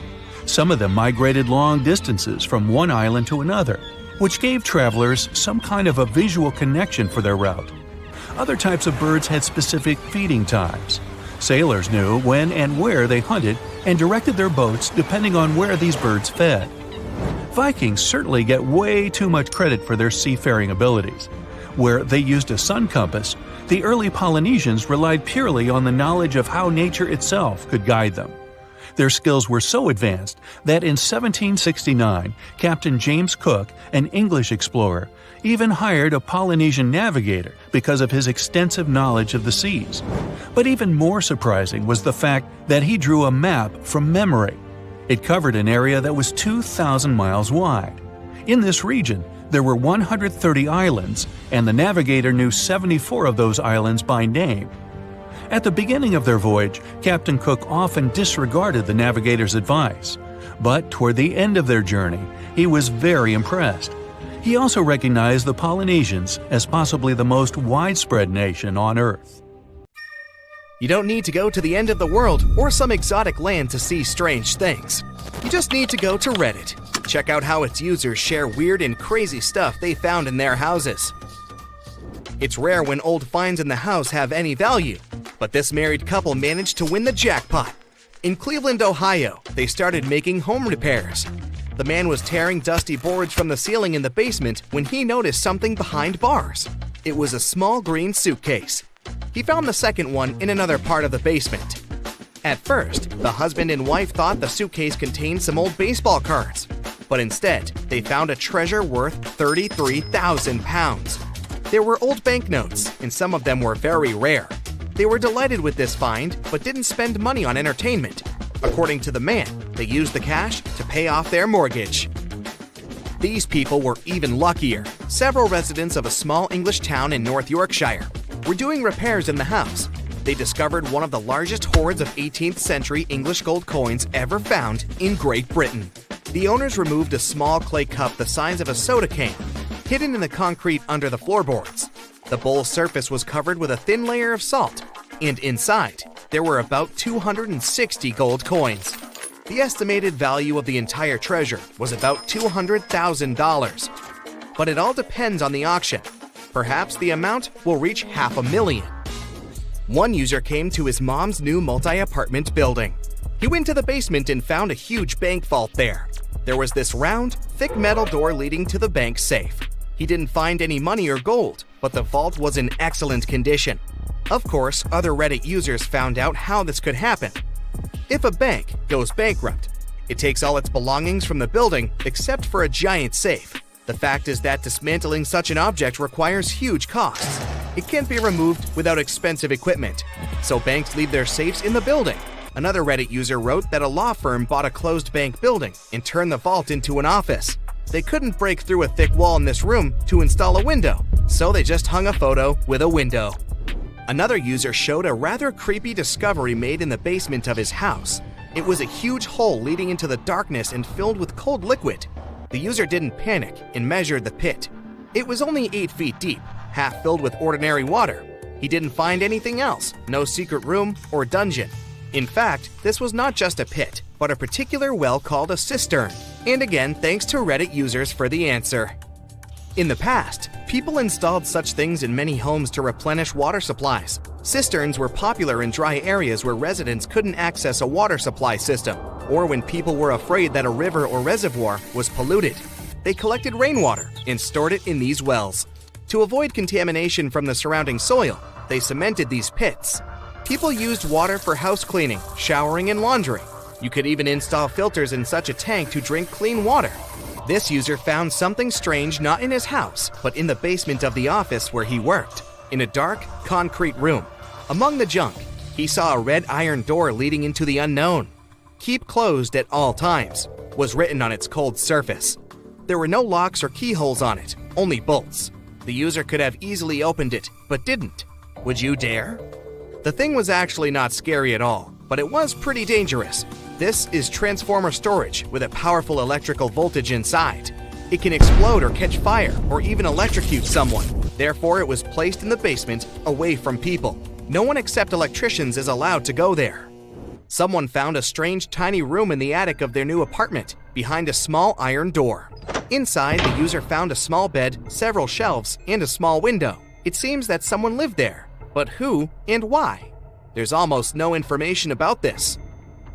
Imagine that you're walking through an abandoned house and suddenly see a phantom stuck in the wall and trying to escape. One Reddit user photographed an unusual installation in an abandoned house. It looks like a person trying to break out of the wall. Of course, there is no mystery or magic here, just someone's great sculptor skills, but still, it looks pretty creepy. Many users find secret rooms in their homes, and no one knows what those were used for and who lived there. But this guy found the most practical and valuable space. In the backyard of his house, he discovered a shelter from radioactive waste built in the 60s. It looks pretty atmospheric and safe. This user moved into a new house and found this strange white door in the wall. It looked like an area for a water heater or something, but it turned out that the door led to a strange room. It was small but cozy. Someone even put a carpet on the floor. But there was another door with a lock at the back of this room. The user opened the black door and stepped inside another, a much creepier room. The walls and ceiling were covered with soundproof plates and white plastic tarps. Also, he saw 3 to 4 outlets and some kind of pad that looked like a small bed. There was a briefcase on the floor with an old wooden box, envelopes with money from different countries, and 4 small silver bars. But the strangest thing in that place was a black safe. The user opened it and found several VHS cassettes and a white sheet. "Save yourself" was written on it in black ink. The user wanted to share the contents of the tapes on Reddit. Many people thought that all this was fake and didn't believe him. But then another user said he knew the previous owner of the house. It was just an ordinary guy. Then the user posted the contents of the tapes. The recordings were quite unsettling. Someone suggested that all this was a promo campaign for some horror movie. But then the same user admitted that it was all a hoax that had gone out of control and become viral. He wrote a post where he described in detail how he created it, but the site administration deleted it. Let's finish our list with the most unusual apartment. Imagine that you're walking through a residential Parisian neighborhood and entering a multi-story building where ordinary people live. You go up the stairs and stop near an old door. You press the handle down and go inside. It seems to you that you're in a horror movie about ghosts. Cabinets, chairs, all the furniture here is made at the beginning of the last century. All the rooms look like an old antique store. Everything is covered with a thick layer of dust and cobwebs. There are sinister-looking dolls and stuffed toys on the floor, but nothing strange happened here. The owner left this place in the 40s. She left everything as it was. She moved to live somewhere else and didn't tell anyone about the apartment. Why she didn't come back is also unknown. The apartment has been in this condition for 70 years. The owner's relatives hired appraisers to estimate the cost of the apartment. In 2010, they went to this place, opened the door, and found a painting by Italian artist Giovanni Boldini, which he created in the 19th century. This painting was sold for $2.5 million.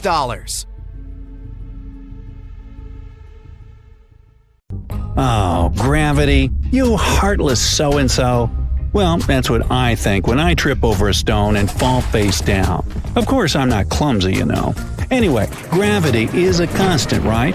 Something entirely unshakable that we can always rely on in this ever-changing world. Unlike, love. Feeling romantic, sorry. But what if I told you that it's not as honest and clear as you think? There are places on our planet where gravity behaves like it's gone crazy. And that's why you clicked here. So let's take a look. Magnetic Hill in Leh, India. There's a stretch of road in India that's been attracting tourists from all over the world. It's no different looking from the surrounding landscape, and you could easily pass it by without noticing. if not for one very unusual and a bit creepy thing. If you stop your car on the magnetic hill going up the slope and put it on neutral, it'll start crawling upwards, eventually reaching the speed of up to 12 miles per hour. They say there's some sort of magnetic force at work here that tugs cars up the hill, hence the name. On top of that, even airplanes are said to gain altitude above this place. Skeptics offer another explanation, though. It's just the lay of the land that creates an illusion of going upwards, while in fact you're moving down the hill and vice versa. Whatever the truth, I'd like to see it for myself. Would you? Tell me down in the comments. The Crooked Forest, Poland. Near the village of Nowe Czarnowo, there's a forest in the depth of which you can find a strangely looking pine tree. Planted in the 1930s, there are 400 trees that sharply twist to the north almost at the roots, and then grow upwards in a semicircle. Although scientists offer different theories about the tree's weird growth, nobody can say for sure what made them look like that. Some say it's people who did it, while others believe it's a gravitational anomaly that somehow pushed the trees down. The trouble with this version, though, is that it would have had to stay there for years, and that only affected the trees. Still, no certain explanation exists anyways, so who knows? A waterfall, Faroe Islands. Ever seen an upward-moving waterfall? You can have a look at one on the Faroe Islands, halfway from Iceland to Scotland. But if you were expecting me to tell you an unbelievable story about a mysterious force pushing the water up the rock, then sorry, no such thing here. The truth, however, is quite jaw-dropping anyway. The winds in this place are so powerful that they lift the water and throw it back up. I guess it was this kind of wind that allowed Mary Poppins to travel on her umbrella. Sounds good. In fact, this waterfall is not unique. There are several more places on Earth where winds create an illusion of defied gravity. For example, there's the Kinder River in England that has a waterfall constantly struggling with the wind. It's so strong that half of the Cascades water seems to just fly up without ever touching the bottom of the drop. Hoover Dam in Nevada, USA.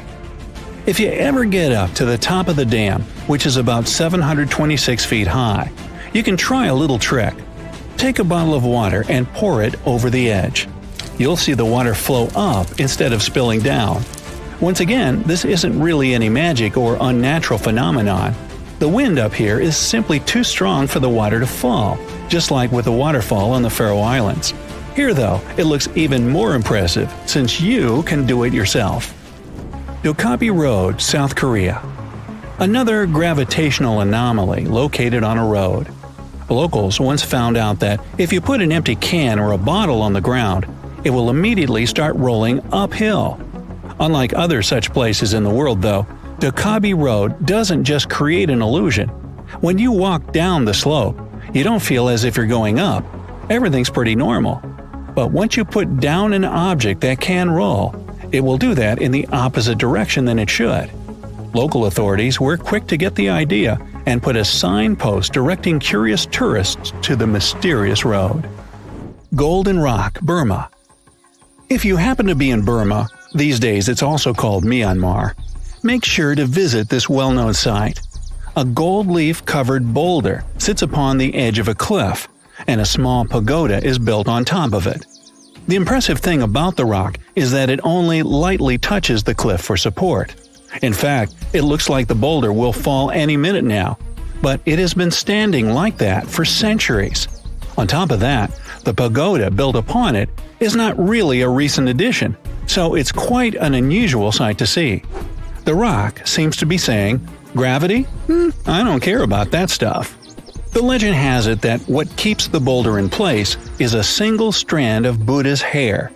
Well, I don't know about that, but you can check out the rock for yourself and see that it's not attached to the cliff by anything.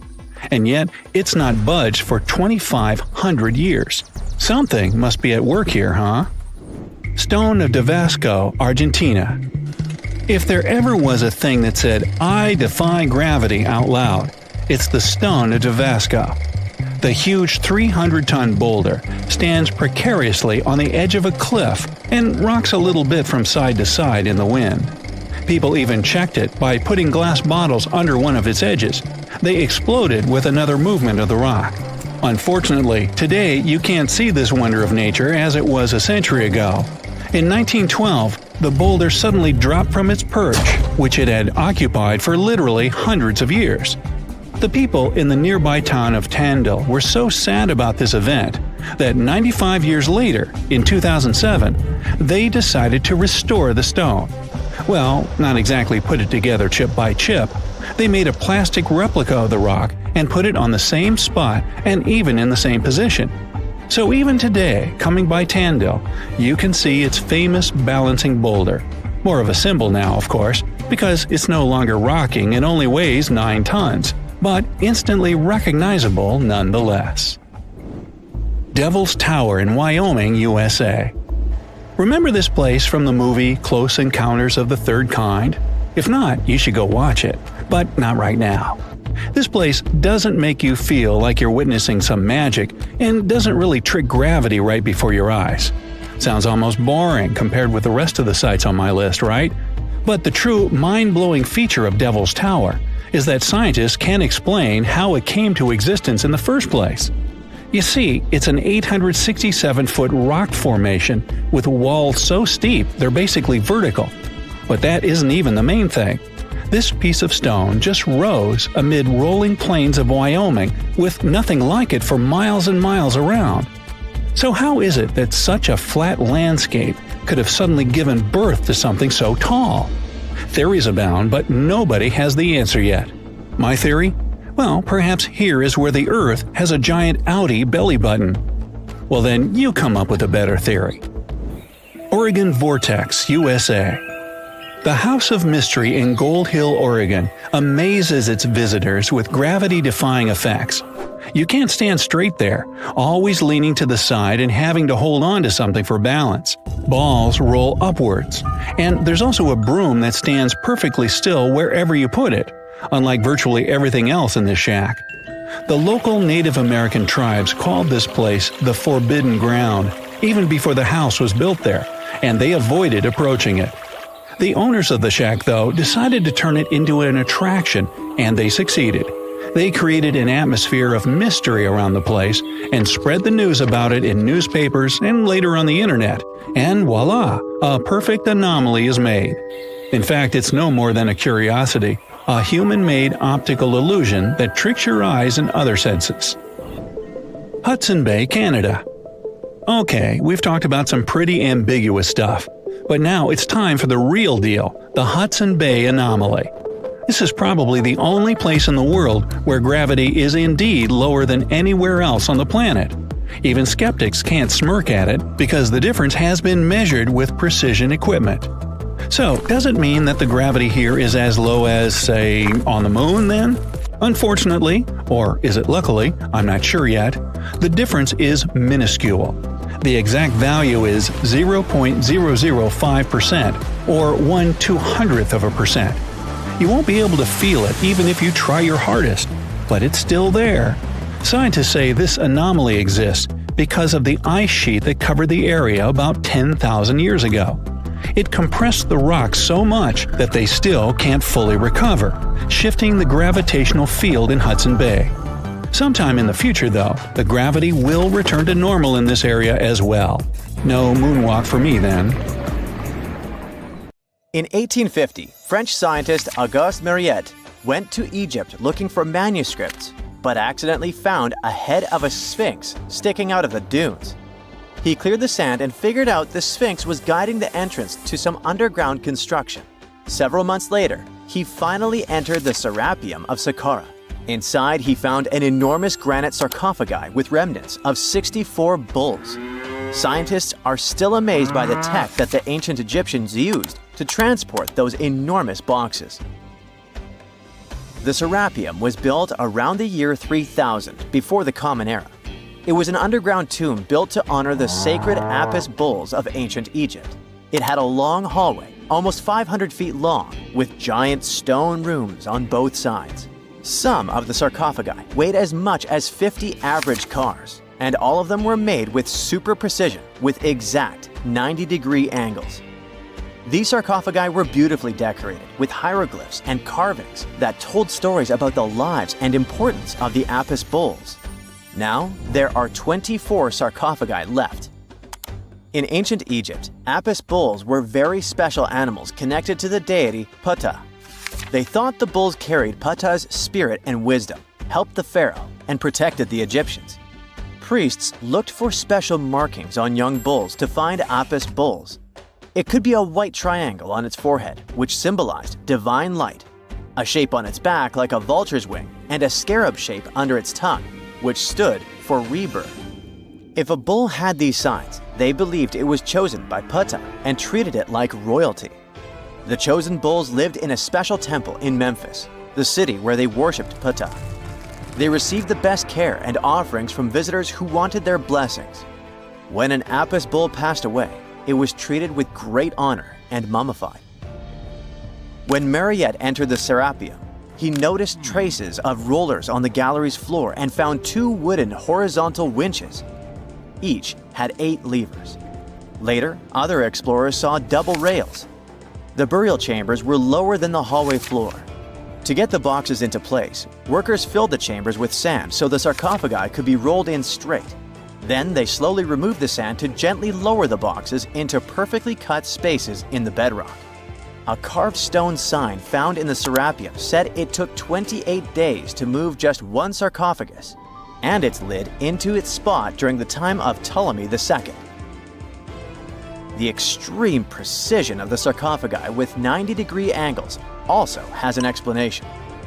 Ancient Egyptians wrote texts, or rather, papyrus, on geometry a long time ago. It shows that they knew the approximate number pi and could calculate the volume of a pyramid with its top cut off. If they could figure out complicated math like that back then, it makes sense that they could also carve perfectly flat surfaces 500 years later. All this sounds pretty legit, but some people think certain things don't add up here. The size of boxes is way larger than the size of bulls, yet they buried pharaohs in tiny coffins that barely fit their bodies. The sarcophagi are made out of granite with crazy precision, and they could have just used limestone, which would have made things way easier. The transportation of the boxes seems pretty simple, but only in theory. If one person could pull about 440 pounds, then at least 250 people would be needed to pull just one box. The tunnels in the Serapium are really narrow, only about 2 feet wider than the boxes themselves. There's no way hundreds of people could have squeezed into those tight spaces to pull the boxes. And even if they did, how would they turn the box in the cramped corridor, lower it into its niche, and place it perfectly in the middle? Somehow, they did this 24 times, and every box is centered perfectly. Plus, the chambers were dusty, and there were no signs of soot from lamps. This means they must have worked in almost complete darkness. The real use of the boxes could also be different. A long time ago, even before the Egyptian pharaohs ruled, the local people already knew how to use fermentation. It happens when tiny organisms called yeast eat certain ingredients like starch and turn them into gas and ethanol. So someone in ancient Egypt probably put food like barley, bread, and even meat inside a giant stone box, then closed it tight with a heavy lid. These stone boxes, carved from granite, were so precisely made that they were almost completely sealed, so nothing could escape from it. As the yeast inside the box started working, it created more and more CO2 gas. It built up pressure inside the box. The granite boxes were incredibly strong. They could handle more pressure than a car tire can hold. When granite was squeezed under such pressure, its crystals produced a tiny electric charge. This effect was possible because granite contains quartz, a material that reacts to pressure this way. The process also needed meat or animal parts, possibly to help the yeast grow better. Meat contains something called oleic acid, which yeast needs to keep growing and to survive the bad effects of the ethanol it produces. As the pressure inside the box kept growing, the combination of gases and electricity made these boxes not just ancient fridges, but powerful energy systems. Over time, the pressure inside got so strong that it could push the lid open and the gas would escape with a pop. But when people rediscovered the Serapium in 1850, they found old drawings that showed piles of stones stacked on top of some of the box lids. So, someone long ago probably tried to make the lids even heavier by adding extra weight to make it harder for the gas pressure to push them open. This extra weight also meant the quartz crystals in the granite could keep creating more electricity under all that pressure. If someone opened one of these stone boxes thousands of years later, they would only find bones from bulls that were placed in the box. And that's exactly what Mariette discovered in the 1850s. They opened the Serapium for visitors soon after the first excavations in the second half of the 19th century. Prince of Wales even had a luncheon with his guests in one of the sarcophagi. Sands and earthquakes made the site inaccessible for a while, but now you can visit it again and try to solve the mystery yourself. With new tech, we could have answers to many other historical mysteries soon. A team of scientists at Chicago's Field Museum of Natural History recently used a special CT scanner to learn more about ancient Egyptian mummies without unwrapping them. They gently rolled 26 mummies on custom carts out to the parking lot, where the scanner was waiting. It took thousands of detailed X-ray pictures of each mummy and their coffins. When all the pictures were put together, they created 3D images that showed what was inside, the skeletons, and some artifacts. The scientists hope these images will help them understand ancient Egyptian burial practices from over 3,000 years ago. Even though the scanning process only took 4 days, it might take 3 years to study all the data. But scientists were able to learn some personal details about the mummies. One of the most popular mummified individuals at the museum, Lady Chineta, was a woman who lived in ancient Egypt about 3,000 years ago. It looks like she passed away in her late 30s or early 40s. To make sure her body looked complete for the afterlife, embalmers put stuffing in her neck to keep it from collapsing. They also placed artificial eyes in her sockets, so she would have eyes in the next world. She was wrapped in fancy linen and placed in a beautifully decorated coffin. The scans revealed that it had been carefully crafted with a slit at the back, which embalmers used to fit the body. There were also some artistic details on the surface, like markings for her knees. It looks like her burial was on the scale of a high-end luxury car. Hey, if you think Stonehenge is one of the oldest stone monuments ever, well, let me introduce you to Gobekli Tepe. Buckle up, we gotta travel to Turkey to meet this really old guy. Yeah, he's too old to travel. Jokes aside, Gobekli Tepe, an archaeological site located in southeastern Turkey that dates back to the Neolithic period, around 10,000 BCE. It's considered to be one of the oldest and most significant archaeological discoveries in recent times. The site consists of a series of circular and rectangular structures made of stone pillars. Yeah, it does look like its younger brother Stonehenge. Some of those pillars are decorated with intricate carvings of animals and other symbols. Now, you maybe wonder, hey, why on earth did they make such a fascinating building? What was its purpose? Sorry, I got no answer for that. The purpose of the site is still unknown, but it is believed to have been a ceremonial center for the ancient people who lived in the area. The discovery of Gobekli Tepe has challenged long-held beliefs about the development of human civilization, as it suggests that complex societies may have emerged much earlier than previously thought. Okay, pack your stuff, our travel's just started. Next destination, Masada. It's an ancient fortress located in Israel on a plateau overlooking the Dead Sea. Hey, look at that view, spectacular, huh? It was built by King Herod the Great in the 1st century BCE, and it was very smartly built. Within the fortress, there were various facilities such as storehouses, barracks, a palace, and a set of cisterns capable of holding approximately 40,000 cubic meters of rainwater. People living there believed that the collected runoff from a single day's rainfall could provide sustenance for over 1,000 individuals for a period of 2 to 3 years. Access to the fortress was limited to 3 steep and winding paths leading up to fortified gates. Still, at one point, the fortress was occupied by people who had fled Jerusalem after the city was captured by the Romans. They held out against the invaders for several months, but eventually they were defeated. But these guys didn't surrender. The story of Masada has become a symbol of resistance and bravery. Today, Masada is a popular tourist attraction and a UNESCO World Heritage Site. The next flight is going to be short. We're popping over to Egypt to see the Karnak Temple Complex. It's a vast ancient Egyptian temple complex located in the city of Luxor, Egypt. It was built over a period of 2,000 years and covers an area of more than 200 acres.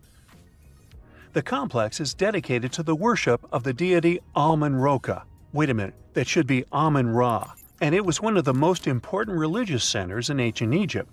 The Karnak Temple consists of several temples, chapels, and other buildings, including the Great Temple of Amun, the Temple of Khonsu, and the Temple of Ptah. Ptah! The Great Temple of Amun is the largest and most impressive temple in the complex, with massive columns, statues, and other decorations. One of the most famous features of the Karnak Temple complex is the Avenue of Sphinxes, which is a long avenue lined with Sphinx statues that leads from the entrance of the complex to the Great Temple of Amun.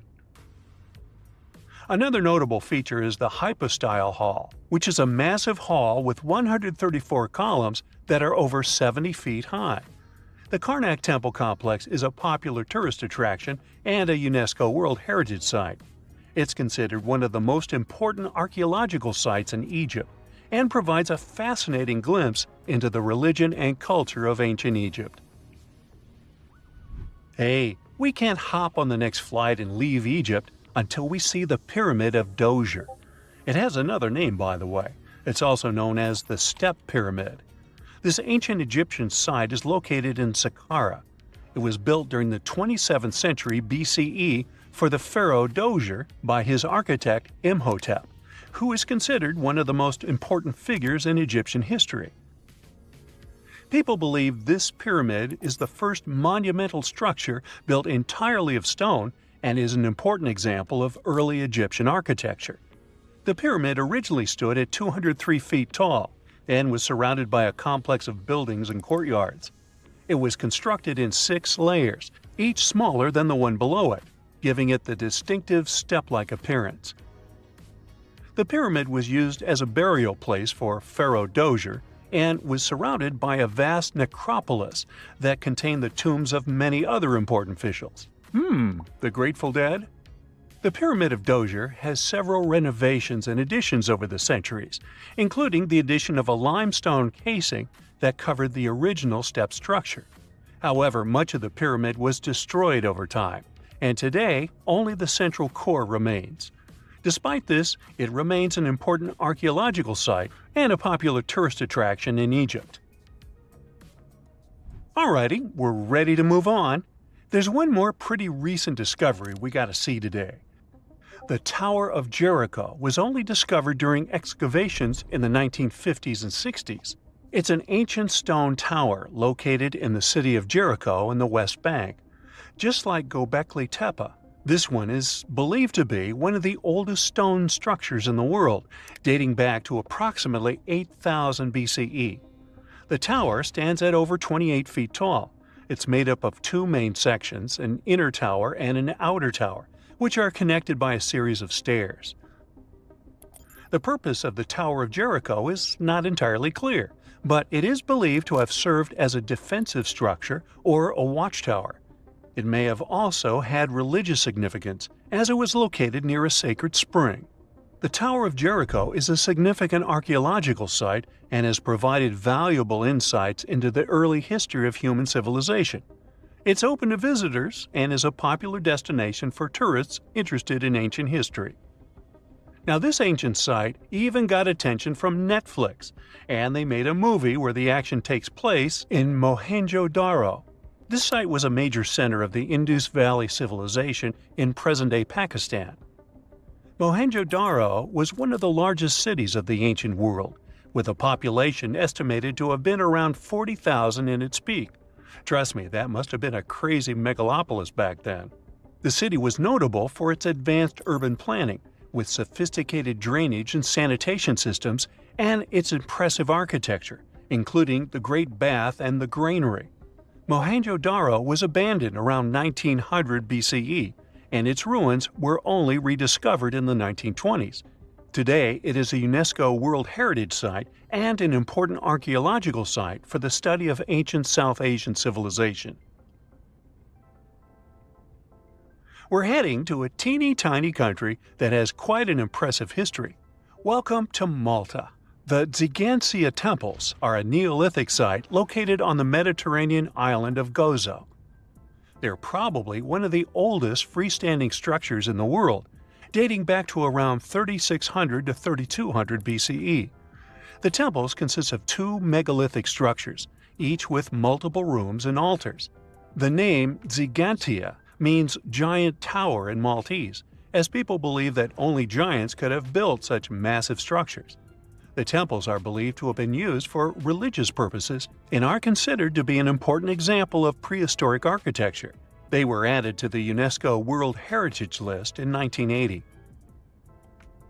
Well, you must be pretty tired, but there's one more place we gotta visit today. Our plane is already landing in Armenia, and we're here to see the Temple of Garni. Look, this one is well preserved. This temple dates back to the 1st century CE. It was built by King Tiridates I as a dedication to the sun deity Mir. Sadly, the temple was destroyed in the 17th century during an earthquake, which is quite a common thing for this area, but it was later reconstructed in the 20th century. Today, it's a popular tourist attraction and is also listed as a UNESCO World Heritage Site. Secant, cosine, tangent, sine, 3.14159. Yeah, that was the cheer we heard coming from the trigonometry club back in the day. For the rest of us in math class, terms such as sine, tangent, and pi were just bewildering. Who invented these and why? Was their only purpose to make it harder for students? Well, not quite. Trigonometry was invented by the ancient Egyptians. They needed this knowledge to construct pyramids, and they did a pretty good job too. The Great Pyramid in Giza still stands today, some 4,500 years after it was built.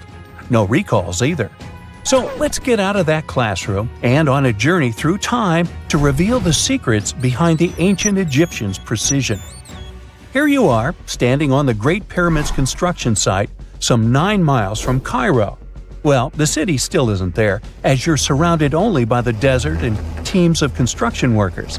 They're transporting large stone blocks weighing 2.5 tons each. They're inside a wooden sled that sits on large rollers. A crew of 8 men rolls these blocks along the ground. You immediately think of the rollers on a supermarket cash register.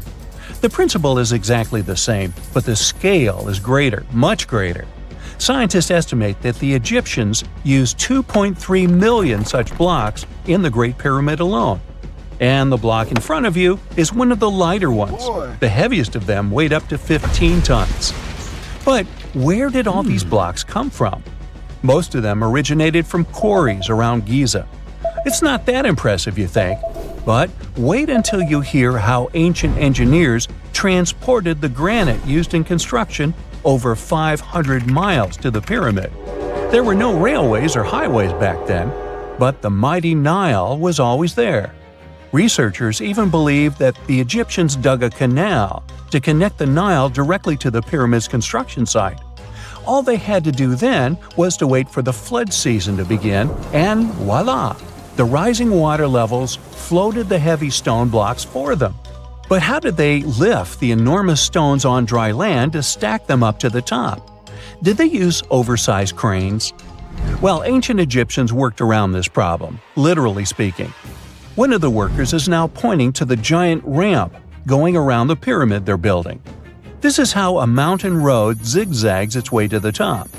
If the ramp went directly to the top of the pyramid, then workers couldn't pull the stone blocks along it. It would be too steep. Scientists have calculated that 8% could be the maximum incline.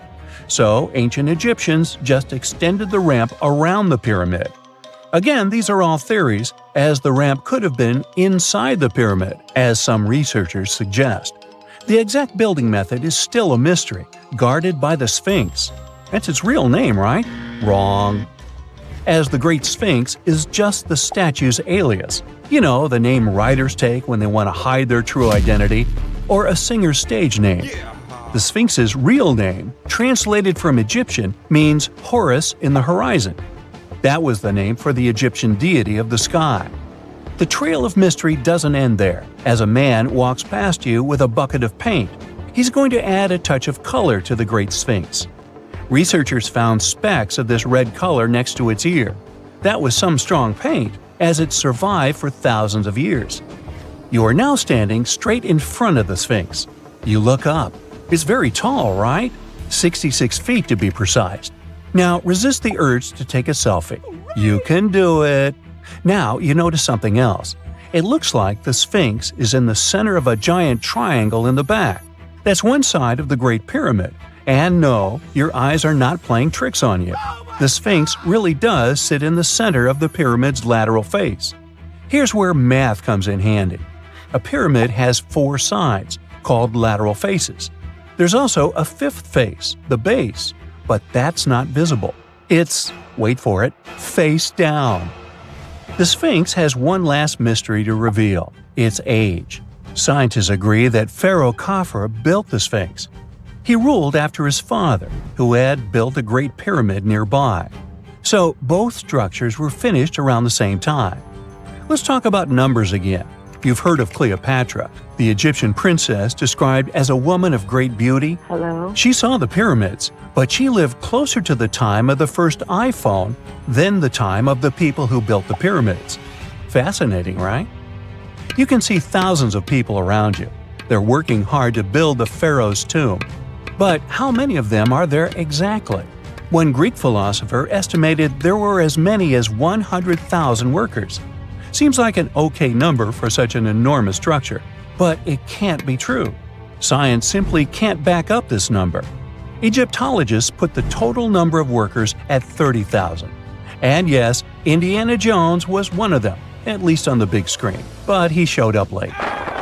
Egyptologists know a lot about the pyramids, but not everything. Not because they don't want to, but because they haven't yet dug up enough evidence. They can only guess how the building process went.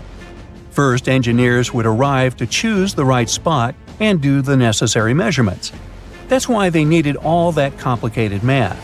Then, it's time for sourcing the material, the large stone blocks I mentioned earlier. When boats deliver them to the site of the future pyramid, workers can finally do their thing. They operated in smaller groups, but there were at least 2,000 of them chiseling and carving away at any given time. Sounds like a typical construction site today? Well, that's because it is, just thousands of years ago. It's amazing what ancient Egyptians were able to achieve with just copper and stone tools.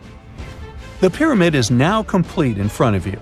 But is it the same pyramid we see today? Why is this structure shining bright in the desert sun? Isn't it supposed to be a dusty yellow color? Well, no. Human activity and the elements have completely stripped the outer layer of stones over time. Expert craftspeople polished these blocks using nothing but stone and sand. The end result was a smooth and shiny rock. On the day it was completed, the Great Pyramid of Giza was a perfect triangle of light. Its polished sides acted like giant mirrors, reflecting the powerful Egyptian sun. This is the point where you should put your glasses on, and that shiny thing you see at the pyramid's very top is actually gold.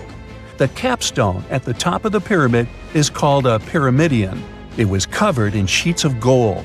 As you can guess, these were the first stones to disappear. Let's make another stop before we get you back to your classroom. We travel to the British Isles, and no, Stonehenge isn't our destination. It is Newgrange in County Meath. Scientists estimate that the ancient peoples of Ireland built this stone monument around the year 3200 BCE. This makes it older than both Stonehenge and the Great Pyramid in Giza. The function of the circular mound in Newgrange is the same as the one of the Great Pyramid and equally mysterious. The estimated amount of loose stone present in the valley is over 220,000 tons. And it's not just randomly thrown on a pile. The order in which the stones are set makes the structure water-resistant. That would explain how Newgrange had survived for so long. Kinda makes you want to splash out the cash for that waterproof phone case, huh? Well, you're back in your school desk, but today's math lecture is the last thing on your mind. You're thinking about how great the Egyptian pyramids are, and if we have something similar today. It turns out modern engineers are just as impressed with the Great Pyramid as you are. There's a glass pyramid sitting in the main courtyard of the famous Louvre Museum in Paris. The panorama of San Francisco wouldn't be complete without the 48-story Transamerica Pyramid. But Las Vegas went the furthest. There we find the Luxor Hotel. It's so big that it's the third largest pyramid on the planet. And guess what's in front of it? Yup, a replica of the Sphinx. It's 110 feet tall, 2 stories higher than the one in Giza. Yeah, everything's bigger in Vegas. Well, what do you think? The biggest log cabin in the world was truly magnificent. Known as the Forestry Building, it was enormous, at over 200 feet long and more than 70 feet high. It was built in 1905 in Portland, Oregon, in the United States. And Portland was known for its flourishing wheat and flour industry, a growing shipping port, and timber industry at that time. This log cabin was part of the big exposition held in Portland. It took 2 years to build it. The Forestry Building was constructed out of whole logs. Even the bark was still in place.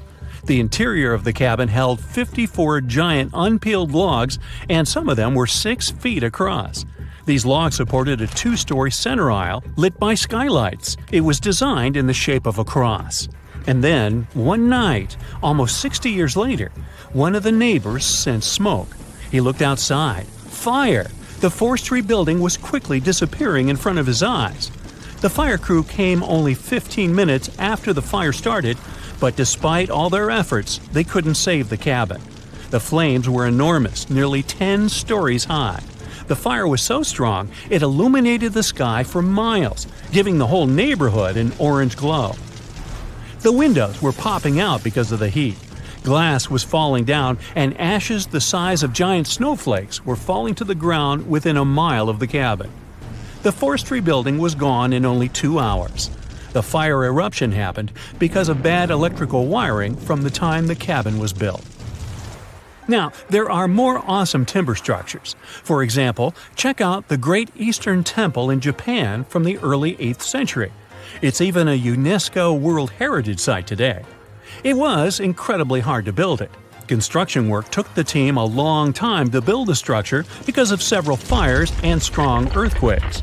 The project was so big, and maybe even too ambitious, because it almost bankrupted the Japanese economy back then. The Great Eastern Temple required several imports of gold, and it used up almost all of the bronze reserves in Japan. It's been standing powerful and strong for centuries, but still had to go through so many reconstructions and setbacks. One of the biggest wooden structures human hands ever put together was built in New Mexico. It's called Atlas, and it was created of a 10-story high, 1,000-foot-long structure. It was made using laminate, glue, and fiberglass pegs. It was created to test the electromagnetic pulse resistance of flying aircraft. It produced an actual EMP, which was never practiced before. It was a big investment, $60 million, but it operated for a little bit more than a decade. During that period, as the technology was developing, computer simulations ended up being more cost-effective than Atlas. The world's tallest wooden building is located in Norway. It was finished in March 2019. The tower is 280 feet tall. There are 18 floors with a hotel, residential apartments, offices, a restaurant to grab a nice meal, and additional features such as a swimming hall. The first 10 floors are constructed of prefabricated wooden elements. Prefabricated means something built from pieces that have already been made in a factory, so you can put them together on the building site relatively quickly. Concrete makes up the upper floor decks. That way, the building gets more weight, which is important for its stabilization. Prefab sections mean that the tower was finished way faster than a concrete building of the same height. Hoho in Austria is the next one on our list, as the second tallest wooden tower in the world. It has 24 floors and is 276 feet tall. It was open to the public in 2019. It's 75% wood. The rest, meaning its core, is made of concrete. Interior walls and ceilings have a thin layer of concrete that supports them. 3 of the upper floors feature residential apartments. Hey, check out the view. Wouldn't it be cool to live here? There's also a 120-room hotel in the building, which spans 9 floors. Beauty, health and wellness commercial areas, a restaurant, and space for business. This wooden tower has all you need. Brock Commons Tall House is actually a student accommodation facility. It's located in Vancouver, Canada, and is part of the University of British Columbia. 18 floors stretch over 170 feet in height, and there's enough space to accommodate a bit more than 400 students. Similar to many other wood constructions that have been rising all over the world for the past years, this building was also made of prefabricated parts. Because of that, a construction team was able to finish it 70 days after they got all the needed parts. Now, how would you feel spending some time in the biggest treehouse in the world? Known as the Minister's Treehouse, it was built in Crossville, Tennessee. It's gigantic, especially considering what you would expect a treehouse to look like. It's a 10-story structure with a living space of more than 32,290 square feet. 6 oaks support it. Plus, over 250,000 nails have been used in that house since 1993. There's even a penthouse on the 10th floor. Also, there's a big space in the center of the house. It's so large, you can literally play basketball games over there. Now, this wasn't an instant product since it took 14 years to finish it. The Minister's Treehouse was completely made out of wood, but the cost of the building still ended up being about $12,000. We're still on American soil, moving to another large log cabin called Timber Moose Lodge. It's in Heber City, Utah, and is considered to be the biggest private log cabin in the United States. More than 26,000 square feet of living space certainly show that. It has 16 bathrooms and just 13 bedrooms. And a sauna, indoor swimming pool, outdoor decks, and balconies. And a magnificent view. It's actually a pretty cool log cabin where you can place up to 60 people. Going to Norway once again to see Tree, the 167 feet tall residential block finished in 2015, only 4 years after they started designing it. There are 64 apartments in the 14-story building. People also call it the Tree because it's designed with wooden materials. Parts of the tree's facade are clad in metal and glass.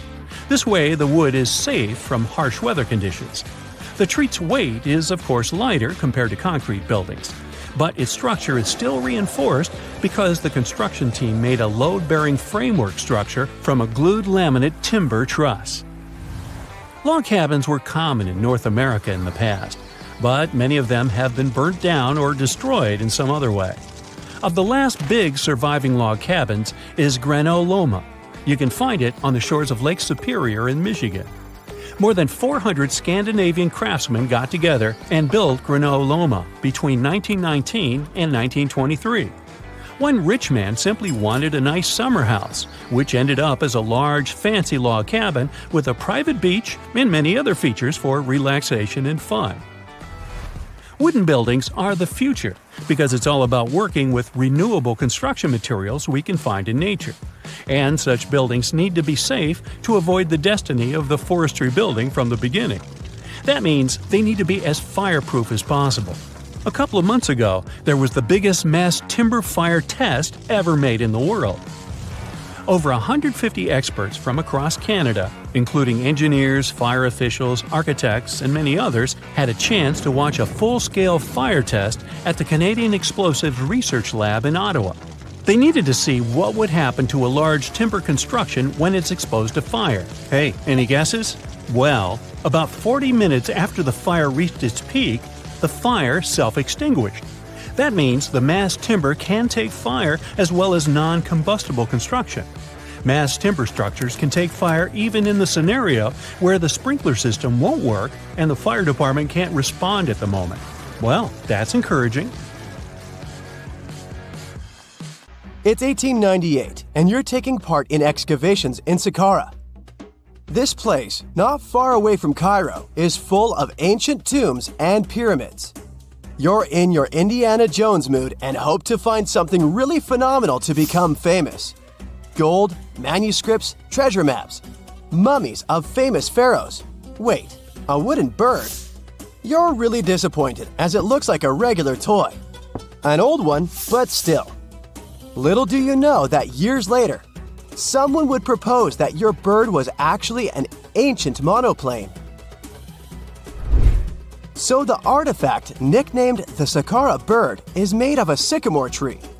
The birdie has a wingspan of just 7 inches and weighs around 40 grams. A perfect original souvenir from Egypt, I would say. It's over 2,000 years old and looks pretty plain, without any carvings of feathers or other intricate ornaments. It has a beak and eyes though, which makes our find look like a hawk, the emblem of the deity Horus. Its tail is rather unusual as it's squared, looks weirdly upright, and it seems like the sunken part of it was the place for a now missing piece. Humans love solving a good mystery, so there have been several attempts to explain the use of the birdie. First, quite simply, is that it was a ceremonial object. The second idea is that it was a toy for a child from some well-off family. It could have been some sort of boomerang, which was a popular concept in ancient Egypt. Then there was a theory that the bird had been used as a weather vane. But this one has been debunked as the figure doesn't have any holes or markings, except for the one made at the museum in Cairo to fix the exhibit on a stick. So there was no way to hang it in the past. Almost a century after the bird was found, Egyptologist Dr. Khalil Masiha proposed a new theory that it could have been a model of a monoplane. He believed the bird was missing a horizontal tailplane. Otherwise, it had its wings set at a right angle, similar to that of modern planes. It could have worked to generate the aerodynamic lift necessary for flights. Dr. Masiha also claimed that it was common at that time to place miniature models of technological inventions in tombs. So, did the ancient Egyptians really invent the plane in 200 BCE? That would make the Wright brothers, who are considered the inventors of aviation, really upset. They made one of their first flights only in 1903. There's just one way to know for sure, and that is to test the model. But you know, the ancient museum in Cairo would unlikely let one of their cherished exhibits fly around like a toy. That's why glider designer Martin Gregory built a similar model, this time of balsa wood, and concluded that even with the missing tailplane, the plane wasn't much of a flyer. Case solved? Not really. This didn't sound convincing enough to the History Channel, so they invited an aerodynamics expert to build another replica of the bird. He tested it in weather conditions similar to those in Egypt and was impressed with the little plane's abilities.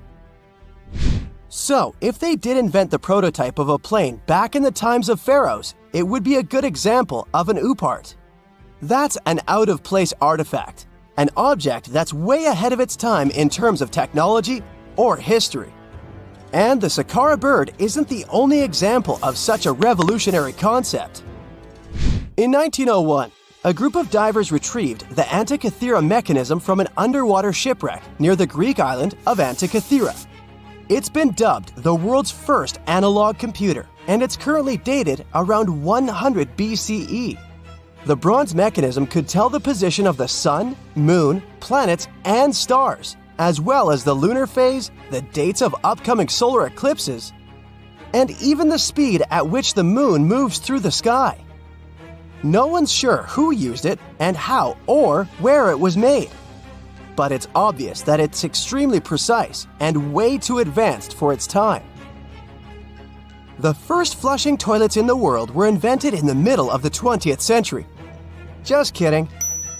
The ancient Minoans on the Mediterranean island of Crete and the Indus Valley civilization both came up with this brilliant invention at the same time, around 4,000 years ago. The plumbing and sanitation were so well done that no one managed to design anything better until 2,000 years later. One ancient Minoan lavatory was discovered at the Palace of Knossos. It looks like it had a wooden seat set over a tunnel that directed water from a rooftop reservoir to an underground sewer. Other varieties got water from jugs.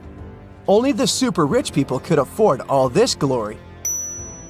So if you wanted to shop for real estate back then, the flushing toilet would be a telltale sign you were in the rich neighborhood. Automated doors became a cool, seemingly new invention back in 1931. But the technology behind them is actually much older. Think the 1st century CE old. Mathematician and engineer Heron of Alexandria came up with a hydraulic system to open and close temple doors. To bring it into action, you need to light a fire to produce heat. There was a brass pot under the fire, half filled with water. The inventor connected the brass pot to containers that acted as weights. When the fire was burning, the water moved into the containers. They went down and pulled the ropes. It was nothing like a supermarket door that opens in front of you before you even have time to think. Heron's door took hours to open, and there was no way to stop the process. That's why they only opened the doors once a day before people entered the temple, to add some mysticism at the temple during ceremonies. Spooky. Looks like the first ever battery was invented in Baghdad around 2,000 years ago. A German archaeologist found this oval-shaped clay jar in 1938. Scientists are still not sure what purpose it served and who exactly invented it. There is a theory that it was used for electroplating objects with precious metals. When they filled it with a weak acid like vinegar, the battery produced around 1 volt of electricity. Another theory says it was a vessel for sacred scrolls. Would you like to buy contact lenses designed by Leonardo da Vinci himself? In 1508, he invented a glass lens with a funnel on one side. You were supposed to wear it with water inside to improve your vision. Sounds a bit uncomfortable, doesn't it?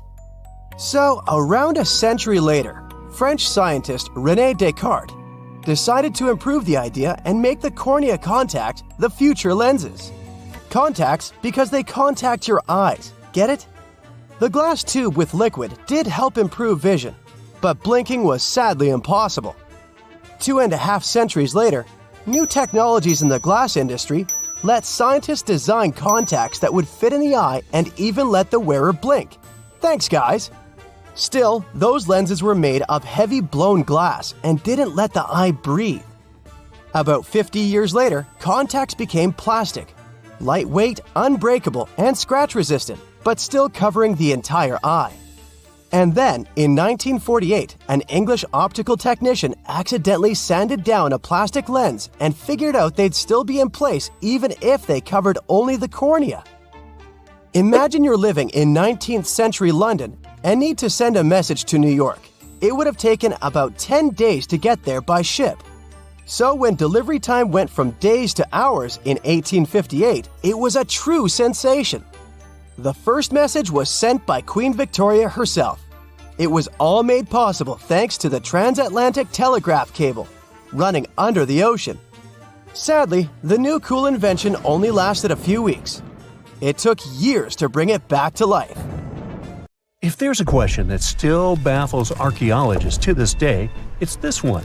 How did the ancient Egyptians build those magnificent pyramids? As far as we know today, their resources were quite limited, especially in terms of tools and building materials. We still don't have a fully satisfying answer, but hey, we've got some pretty amazing theories worth considering. The leading contender among these theories involves the clever Egyptians employing a sneaky strategy. Now picture this.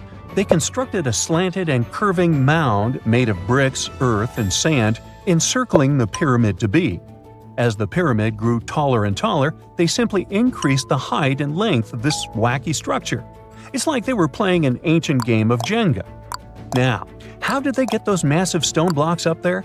Well, according to the legendary ancient Greek historian Herodotus, they used sleds, rollers, and levers. It sounds like they turned construction into a supersized game of tug-of-war. And guess what? Herodotus also claimed that the Great Pyramid, the one from Giza, the granddaddy of them all, took a whopping 20 years to build. There's more. Herodotus also dropped a mind-boggling number on us. 100,000 men were supposedly involved in this pyramid extravaganza. Did they hire the entire Egyptian population? Well, it might not be as far-fetched as it sounds. These men were probably mostly farmers, so they probably focused on the pyramids when there wasn't much work to be done in the fields. Like during the flood season of the Nile River.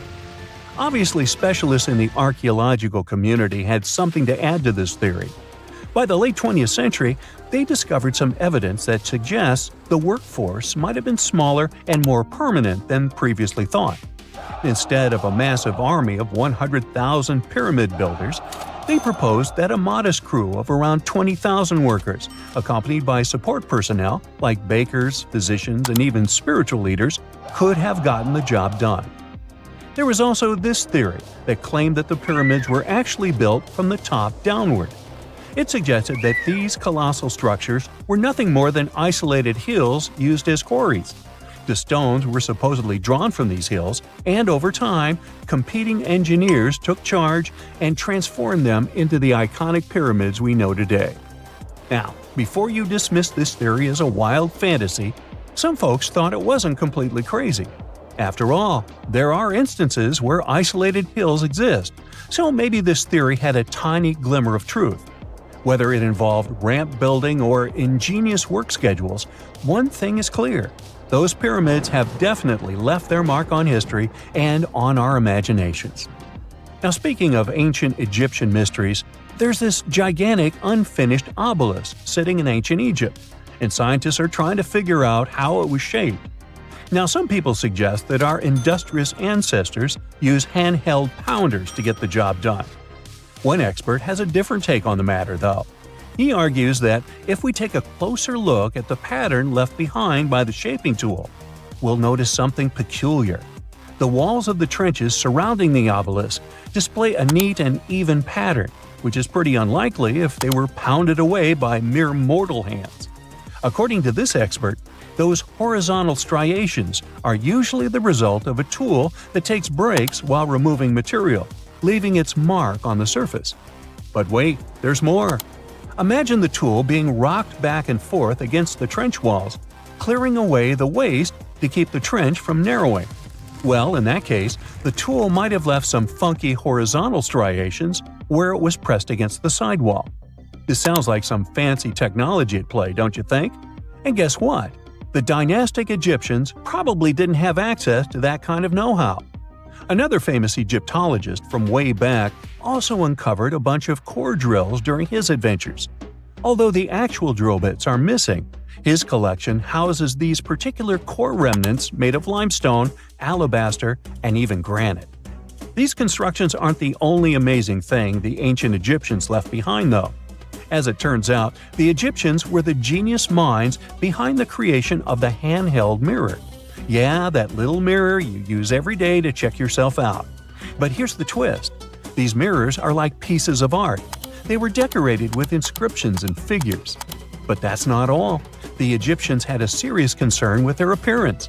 They knew the importance of personal hygiene and looking fabulous. So, in their quest for pearly whites, they invented toothbrushes and toothpaste. Dental problems were pretty common back then, and their smiles weren't exactly all white. Dentistry wasn't their strongest suit, you see. Maybe their minds were distracted by all that pyramid building. So that doesn't mean those ancient toothpaste recipes weren't amazing. One delightful concoction included rock salt, mint, dried iris petals, and pepper. Some brave dentists in the 21st century tried it out, and it worked pretty well. Ground-up ash was also used in another recipe to create a tooth cleansing paste. Mint was missing, so that didn't do much for their breath. That's when the genius Egyptians came up with the world's first breath mints. They made tablets from heated spices like cinnamon, and they mixed it with honey. Now, let's shift gears to home decor, Egyptian style. They surely took ornamentation to the next level. While the concept of decorating furniture started in Mesopotamia, the Egyptians cranked it up a notch. They went all out with different colors of ink and even developed various weights of paper. Oh, and let's not forget about those cute little area rugs we all have in our homes today. Guess who came up with the idea? Yep, the Egyptians. They used the versatile papyrus plant to make those cozy rugs. And speaking of trends, the Egyptians loved their knickknacks. They had an assortment of small figurines in the shapes of cats, dogs, and people. These statues were made from various materials, like simple sun-dried mud to the ultimate bling of gold. It all depended on how loaded you were. The Egyptians were also all about farming, and they knew that clean water was crucial for their crops and animals. That's why they came up with some nifty inventions and techniques to make sure their land was fertile and their plants were happy. First off, they had the genius idea of using ox-drawn plows.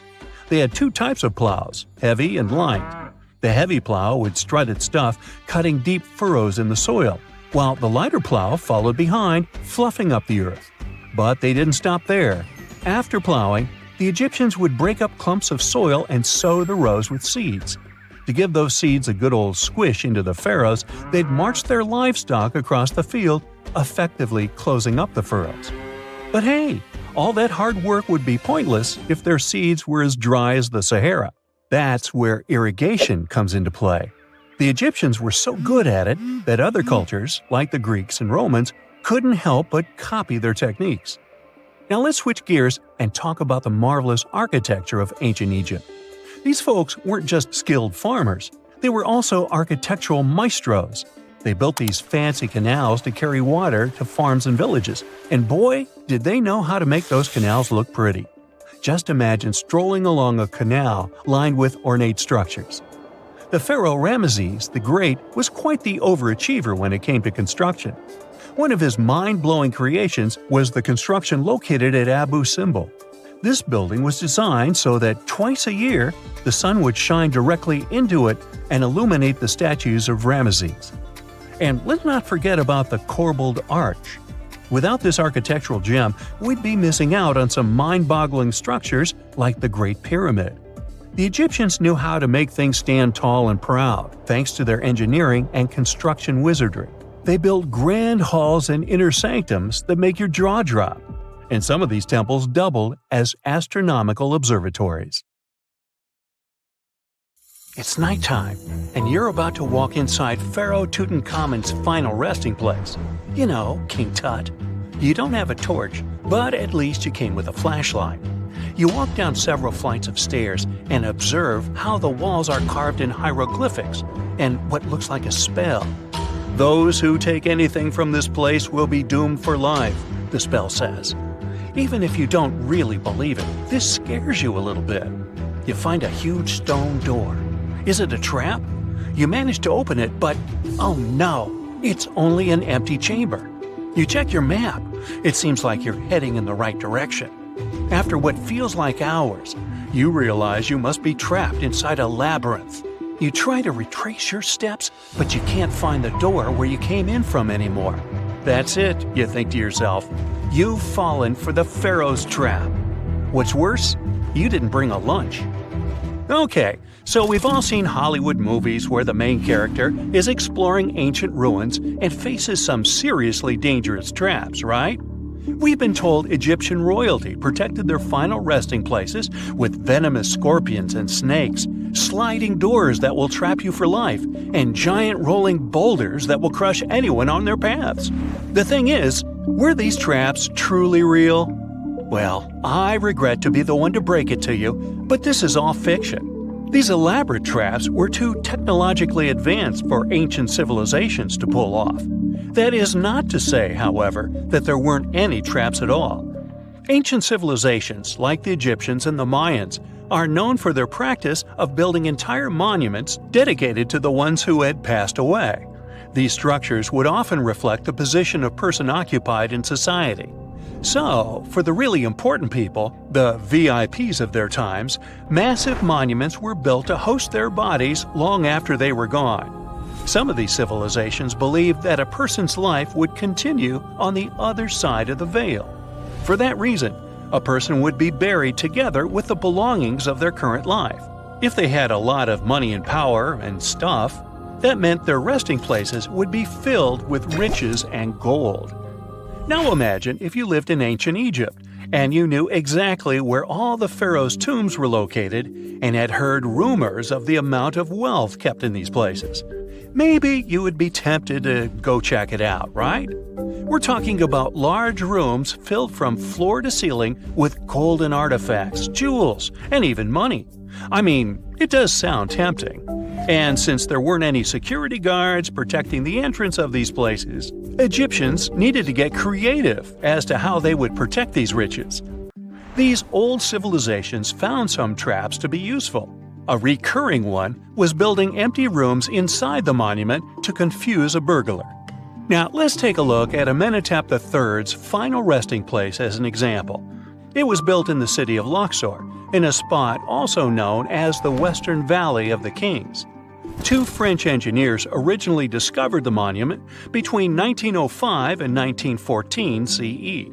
The structure is huge and has more than 10 chambers, connected by long corridors and steep stairways. The King's Chamber is the most hidden one, and for an outsider to try and find it, they will probably enter a lot of empty rooms beforehand. Other pharaohs tried to protect their riches by commissioning monuments with false doors concealing pits that were up to 20 feet deep. This way, an unwarned and unwanted visitor would be surprised by the deep hole on their way to the king's resting chamber. Alongside false doors, pharaohs made sure to build labyrinth-style corridors and false walls. This way, robbers could take hours or days before they found the king's real chamber. As to pits with poisonous snakes on them, if there were any reptiles inside these monuments, they probably got inside on their own and would most likely not stay there for long. There is no way snakes would survive years and years without food inside these pits. So yes, another Hollywood-induced belief right there. If these traps seem boring to you, archaeologists did find an interesting deterrent in the final resting place of the Red Queen of Palenque in Mexico. Palenque was one of the most powerful Mayan cities in pre-Columbian Mexico, and the Red Queen was believed to be the grandmother of the last Mayan king, undoubtedly a person of immense importance to the empire. In her honor, a huge monument was built to keep her body after her passing. The discovery of the tomb itself was already thrilling. Archaeologists found an ancient monument when digging at the site back in 1994. The first thing they found was a room with a hidden door.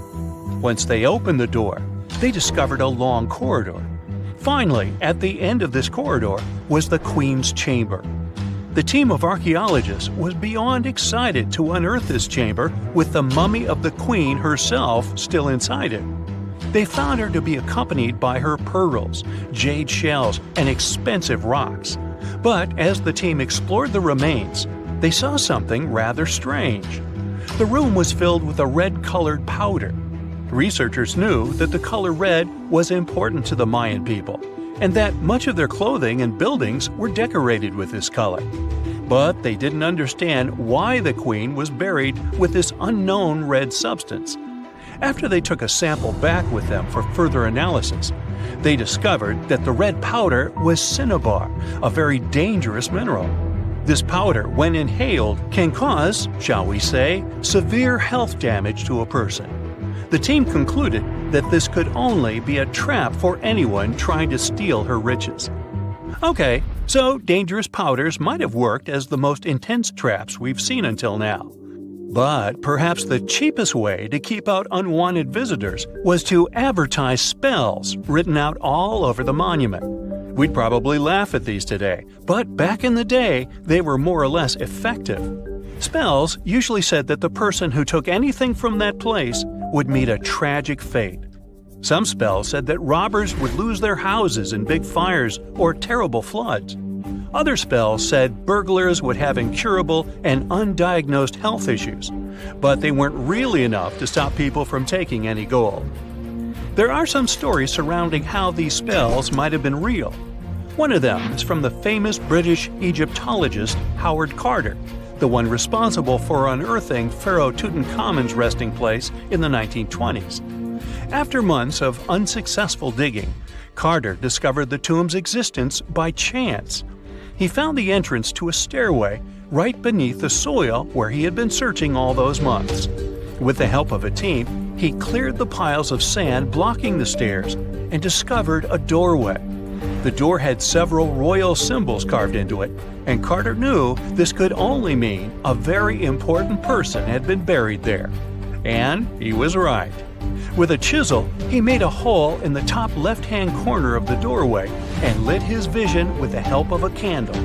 He couldn't believe what he was seeing, the reflection of several golden and jeweled items crowding the chamber before him. Lost for 3,000 years, Carter had just discovered the final resting place of King Tut. But the story didn't finish here. This discovery was accompanied by a series of unfortunate events that led people to believe it had something to do with the pharaoh's spell. Carter himself mysteriously passed away just a few years later, and some of his assistants lost their houses in floods, just like one of the spells threatened. Some say it's just coincidental, as there's no real proof of these things being connected.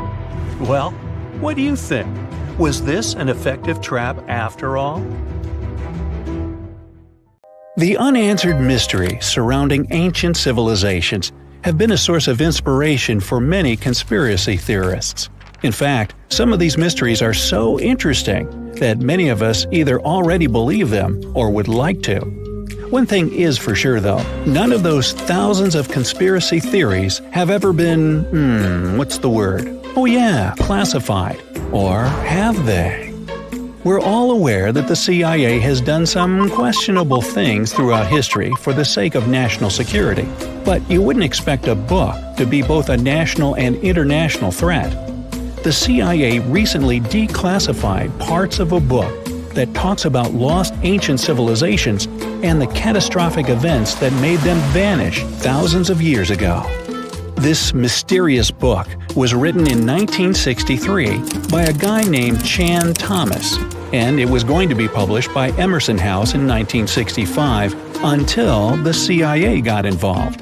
For some mysterious reason, they classified the book, and it was never released to the public until recently. But here's where it gets interesting. The book was declassified in 2013 due to the Freedom of Information Act, but it wasn't released to the public until 2016, and what was released truly raises a few questions. The original version of this document was 284 pages long, but the PDF essay that was released was heavily censored, with just 57 pages, which makes it 1/5 of the whole document. The pages were edited before they were released to the public in such a way that you wouldn't even notice that the other pages were missing. Now, no one really knows why this book was classified in the first place, but it has some interesting content from what I've gathered. The author of the book had quite the imagination and a huge love for ancient civilizations. And even though what he had to say is very thought-provoking, some of it is just bizarre. He believes that our planet is locked into a never-ending cycle of pole shifts and Earth crust displacements that are responsible for the mass extinctions of many civilizations which existed more than 6,000 years ago, even before the Sumerians. He believed that these events caused more damage to the Earth than meteors, and he bases this theory on a few artifacts that exist around the world but weren't really noticed until recently. But I'll get into that in a bit. Those mass extinctions that the book talks about include the end of the Ice Age, when huge 2-mile-thick ice sheets disappeared from northern Europe, Northern America, and Canada, and caused 100 species to go extinct. And here's how the author illustrates his hypothesis. He believes that there was a geomagnetic pole shift which caused catastrophic changes to both the atmosphere and the Earth's crust, resulting in the extinction of many civilizations over time. Now, even though the geomagnetic pole shift is a real thing, it doesn't just happen overnight. It happens really slowly, only about every few 100,000 years, according to scientists. But it's a bit more complicated than it sounds. It is a well-known fact that the North Pole is somewhere above Alaska, and the South Pole is close to the middle of Antarctica. Now, these are the geographic poles, and they'll always be north and south. However, the Earth's magnetic poles flipped a few 100,000 years ago. So, if you had a compass, let's say 700,000 years ago, it would instead point south and show you the Antarctic. But the author of the book has a different theory. He believed that the flip of the north and south magnetic poles doesn't happen every few 100,000 years, but every 12,000 years, and that this flip occurs in just a few hours, causing a catastrophic apocalypse. He thinks this happens as a result of an explosion inside the Earth's core. This explosion causes the magnetic poles to flip, but it also causes the Earth's crust to move. According to the book, due to these catastrophic events, a lot of the Earth's continents that were submerged underwater rose above sea level in just a few hours. Now, here's where it gets interesting. The author also states that the Peruvian Andes were beneath the ocean before the last pole shift. And even though it seems far-fetched, since the Andes are approximately 22,000 feet above sea level, there was evidence to support that claim in the late 80s. Scientists found whale bones and fossils that are said to be millions of years old on top of the Andes and the Himalayan mountains. It's also suggested in the book that the deep freeze the Earth went through during the Younger Dryas event caused the Gulf Stream to be disrupted, and he points to some interesting evidence to support that theory. Frozen mammoths were found trapped in blocks of ice with food still in their mouths. Now, this is a true mystery, because freezing cold weather is in their nature, and they were among the few animals that could truly survive in the Ice Age. So, what could have caused them to freeze so quickly? Kinda makes you go, doesn't it? The document describes the Great Pyramid of Giza as a true enigma as well. The Pyramid of Giza is made out of 2.5 million stone blocks that are placed on top of each other with great precision. It's close to 750 feet wide and more than 450 feet high. To this day, we're still not able to explain how it was constructed, and it's quite difficult to understand the internal design as well. On the inside, the pyramid has no similarities to the other pyramids, and, despite popular belief, there were no mummies found in any of them. If you think that's a bit weird, wait for the next one. There are absolutely no hieroglyphs found in any of the pyramids, and that goes both ways. What do I mean? There are also no pyramids, or anything that resembles a pyramid, in any hieroglyphs either. Mr. Thomas believes that the pyramids were created hundreds of thousands of years before the Egyptians by a civilization that went extinct. Speaking of civilizations, in his book he even mentions the Greeks. He claims that in Greece, there was another ancient race of people that went extinct as well. He claims they were extremely tall with blue eyes and blonde hair, and had access to advanced technology that the Greeks couldn't have known about in their prime. Now, before we drift too far away from the stone blocks, let's talk about another mystery, the temple in Baalbek, Lebanon, and its ginormous foundation blocks. Those stones, which make up the Heliopolis, were also used for the temple in Rome. The foundations of the temples are made of 900-ton trilithon stones, and according to the author, this is proof that there must have been a lost ancient civilization with advanced technology. Now, most archaeologists claim that those stones were made by the Romans. However, there's no evidence to support that. The Romans didn't have the technological equipment to make the stones or lift them. So, you might think, what if they just made them in that place right then and there? Well, those stones were also lifted 30 feet high and were placed next to each other with mathematical precision. And let's not forget about the blocks on top of the Heliopolis in Lebanon, which weigh about 800 tons each. But wait till you hear the next one. The Romans don't even credit themselves for these stones. They claim that they built up the sides, but they don't take credit for the extraordinarily large and heavy foundation stones. The author also makes an interesting point about the distance between the Roman capital and Baalbek in Lebanon. Why would the Romans build the world's largest monolithic stones in such a remote area, and so far away from their capital, and never take credit for it? Well, folks, it's a mystery to me. Now, let's move on to the most intriguing enigma, Easter Island, which is located in the middle of the Pacific Ocean, or nowhere if you will. The author questions how people found it or even settled in such a remote island that long ago. One of the signifiers of Easter Island are the moai statues and the mystery surrounding who they depict and why. What's an even bigger question is how they were created, moved, and positioned in the places they were found. According to this declassified document, Easter Island was part of the now lost continent named Mu, and it was sunk in the Pacific Ocean in a disastrous cataclysm that happened during one of those pole shifts. The continent of Mu, according to the book, was as big as South America, and what we now call Easter Island is just what's left of that continent. The author also believes that this is what happened with the lost city of Atlantis as well. Plato is even quoted about this, saying that the whole city of Atlantis sunk miles beneath the waves within just a day. Even though the whole story sounds very intriguing and makes some interesting points, we know that, scientifically speaking, a cataclysmic pole shift causing entire civilizations to go extinct isn't possible. Welcome to Rapa Nui, better known as Easter Island. It's a tiny speck in the vast Pacific Ocean, 2,200 miles away from the coast of Chile. This island is most famous for its eerie moai statues. This place is also home to one of the most mysterious writing systems in the world, called Rongo Rongo. We found it on 27 small wooden tablets. For years, historians have been arguing about the true history of these tablets, and now we might have found the truth. Humans first set foot on this island in the 12th century. For many years, it was home to the Rapa Nui people. They were pretty isolated out there in the Pacific Ocean until Europeans arrived in the 1720s.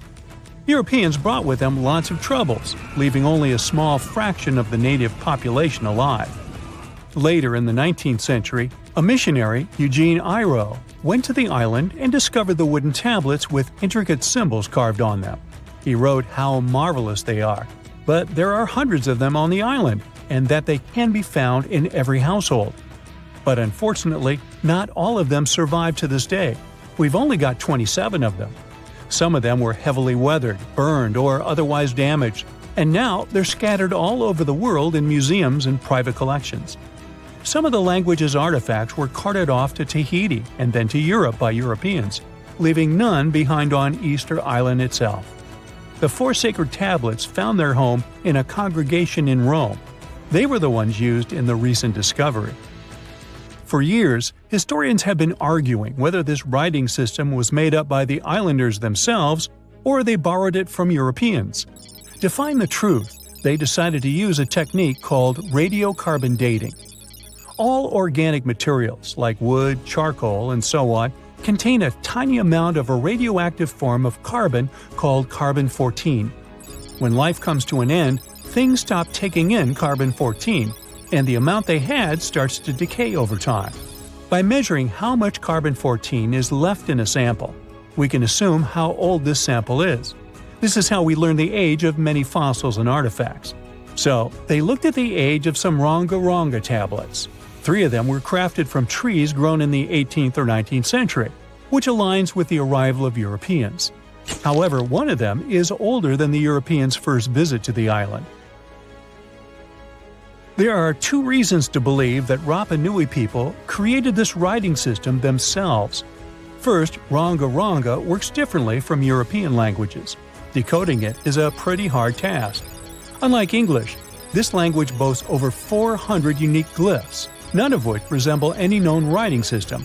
There were many attempts to decipher this language, and none of them were successful so far. And second, one of the tablets is shown to be from around the 15th century, before the Europeans arrived. The problem is that radiocarbon dating can only tell us when the wood the tablet was made from was cut down, not when the writing was put on it. And since we've only got one tablet to go by, this isn't enough to be completely sure. On the other hand, why and where would they preserve cut wood for over 200 years just to grab it and write something on it one day? But anthropologists and historians say that it's possible. Scarce wood resources might have led the islanders to reuse old driftwood, which could be centuries older than the writing itself. This is known as the old wood problem in archaeology. Plus, the tablet looks very preserved. It was maintained to protect it from wood-damaging insects, humidity, and so on. That's why it survived over the centuries. Whatever is written on it, it was probably important for the Rapa Nui people. Now, all of these are guesses and clues, but scientists are cautiously optimistic. They believe that Rongo Rongo could be one of the rare instances of independent writing invention, like those of the Sumerians or the Egyptians. But we need more evidence. In the Rapa Nui language, Rongo Rongo means to recite or to declaim. Not everyone could write, only a select few. Probably only the elite of Easter Island, mostly men, knew and could read this written language. After colonization, none of them survived. So now we have to rack our brains trying to figure out what's written here. First, scholars can't agree on what type of script it is. We aren't even sure that this was their language. But even if it was, we don't know whether it's a primitive form of writing or a fully developed system. In the 1990s, a linguist, Stephen Roger Fisher, believed he might have cracked the code of Rongo Rongo's structure. His idea was that these tablets conveyed cosmogonies. Cosmogonies are stories or narratives that explain how the universe was created and how natural phenomena came to be. They often come from ancient traditions and cultures, like those found in East Polynesia. The tablets could have talked about things like how the world began, where everything came from, and how different aspects of nature, like the stars or the mountains, were formed. This would also explain why only the wise elite could write. Fisher thought that Rongo Rongo is a mix of logographic and semasiographic systems, which means that some symbols represent spoken words, while others represent ideas or concepts. But deciphering them would be very hard because it requires extensive memory and knowing context, because the symbols are more like hints than complete expressions. However, other language experts disagreed with his ideas, saying there were problems with how he put together his theory. Unfortunately, Fisher couldn't prove this hypothesis. Maybe these are just drawings. If we look at the tablets, there are some things that look recognizable: people, animals, plants, and geometric shapes. There are some birds. One of them looks like a frigate bird, which Rapa Nui people associate with the deity Maki Maki. There are also fish, centipedes, and so on, or at least these glyphs look like them. Could it be just art or a form of decoration? Maybe, but there are some problems. The glyphs show a high degree of complexity and structure. They also keep the same style. For example, there are several symbols that show something human-like with a raised hand. The only difference is different heads. As if it wasn't complicated enough, this unique writing style also uses a system known as reverse boustrophodon. This means that each alternate line is flipped upside down, resembling nothing seen elsewhere. We don't know why they would turn the tablet upside down after each line. But all this shows that they had some sort of system and organization behind these symbols. Plus, it seems like they use these tablets every day for some practical purpose. But there's some hope for the future. New technology, like AI and other computer programs, might help us understand lost languages. We already started creating algorithms that could help us solve other mysteries, like the Voynich manuscript. Academics even organized the Vesuvius Challenge, a machine learning competition that, in 2023, cracked the riddle of the ancient Herculaneum scrolls. The scrolls were buried under volcanic mud after the catastrophic eruption of Mount Vesuvius in 79 AD. In real life, the scrolls are very fragile, so deciphering them would be a very hard task. But with digital scanning and machine learning, it's much easier. They have a rich history. They most likely belong to the personal library of an Epicurean philosopher named Philodemus. These scrolls contain very important insights into Greek philosophy and Latin literature. If we decipher more of them, we'll learn more about the rich history of the Roman Empire. Now, we wouldn't call this island mystical unless there were tales of giants living here.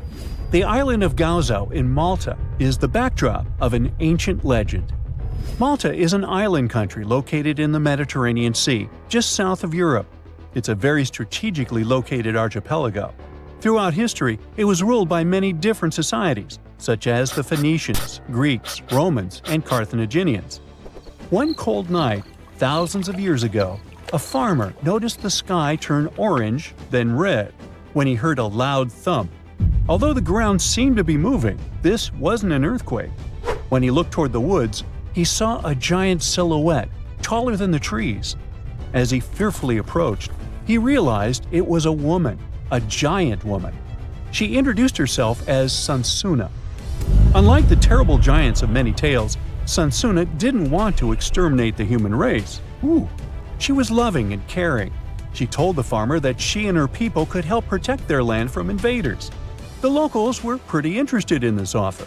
Since Malta is located in an important commercial route, it was constantly being invaded.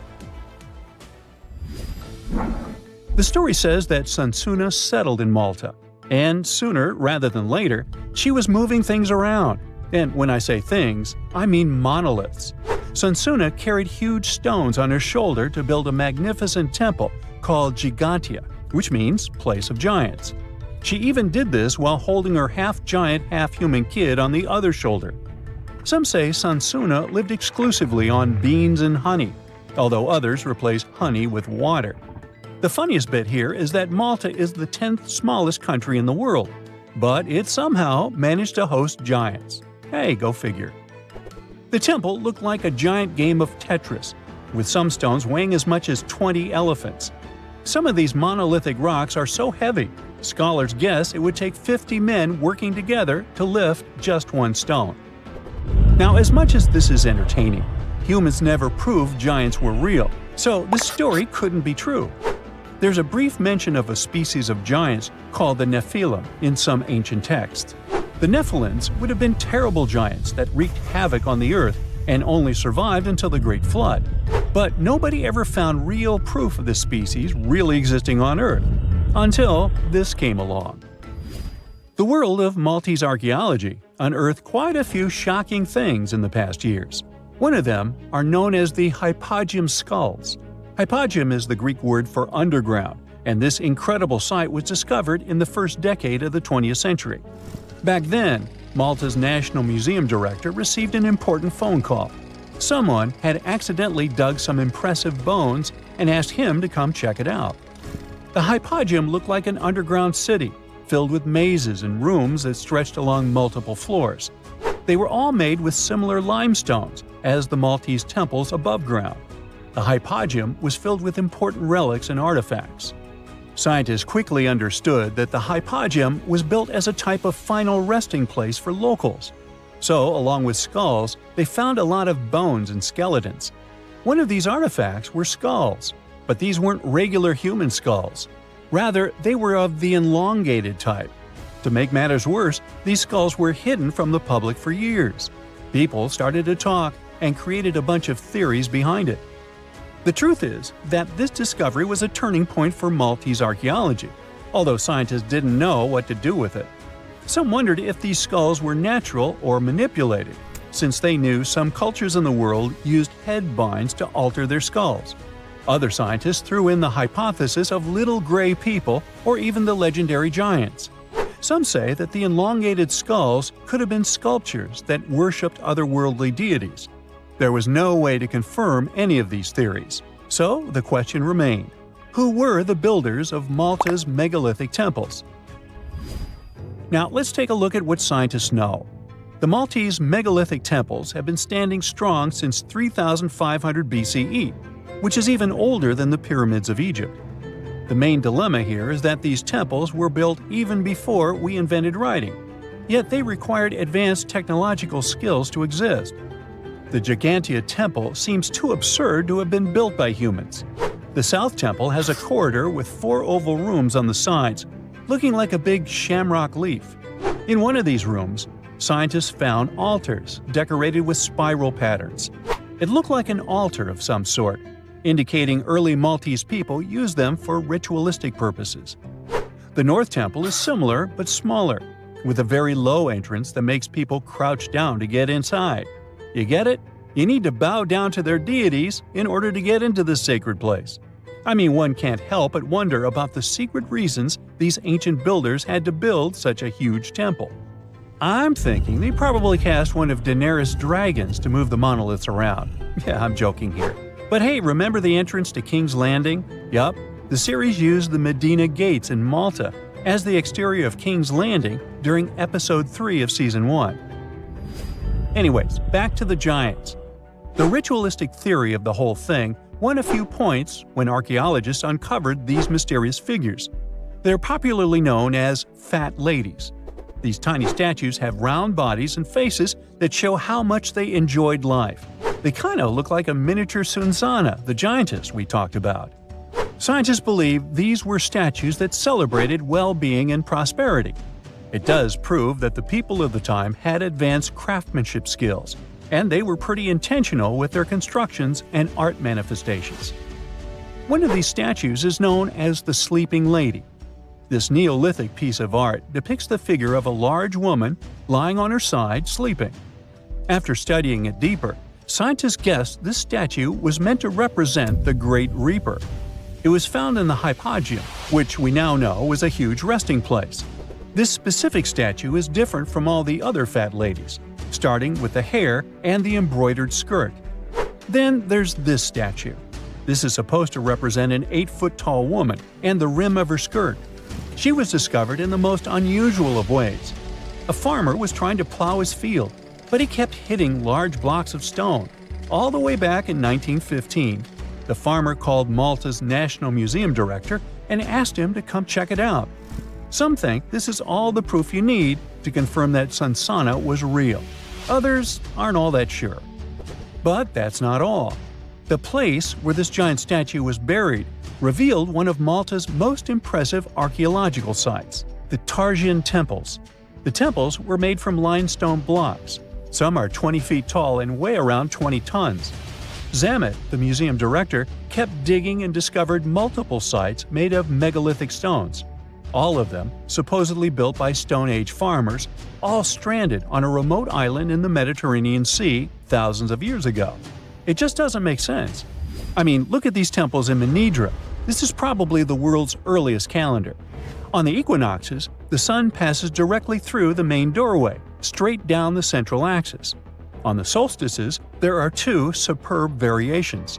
During the summer solstice, the rays fall on the edge of the megalith to the left of the doorway, and during the winter, the rays fall to the right side of the doorway. It's astronomical precision at its finest. And what about the structures in the Hall Tarsian that we've already talked about? This complex is the oldest one in all of Malta.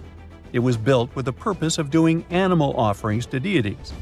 Scientists confirmed this by unearthing numerous animal bones buried in the soil. They also found a great collection of spirals, indicating that the locals also used this temple for ritualistic purposes. Overall, there are 7 megalithic temples in Malta, each more impressive than the other. Scholars keep on digging to see if they can uncover the truth, much like researchers do with the pyramids of Egypt, the lost Mayan cities in the Americas, and other sites. Now, have you ever seen cricket balls that are 3 billion years old? Klerksdorp spheres were found in deposits of the mineral pyrophyllite in South Africa and rock the science world. They do look like tiny ancient cricket balls with seams-like lines around the middle. Back in the 1980s, some folks claimed these spheres had been made by an advanced pre-flood civilization we know nothing about. One museum curator shared stories about how they rotated on their own in a display case.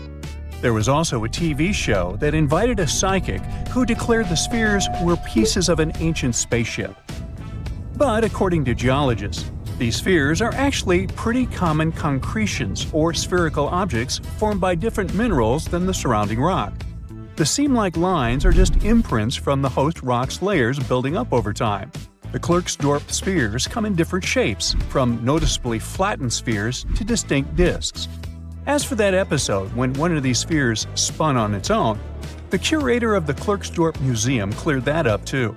He said that when he put one sphere on its glass shelf when a journalist came to visit, the sphere naturally rotated a bit because it's round. The area where the museum is located often experiences earth tremors from gold mining activities nearby. The oldest known human-like footprints could be 6 million years old. They were found on the Greek island of Crete in 2002. If the number is correct, It would mean that early human ancestors may have migrated between Europe and Africa much earlier than we previously thought.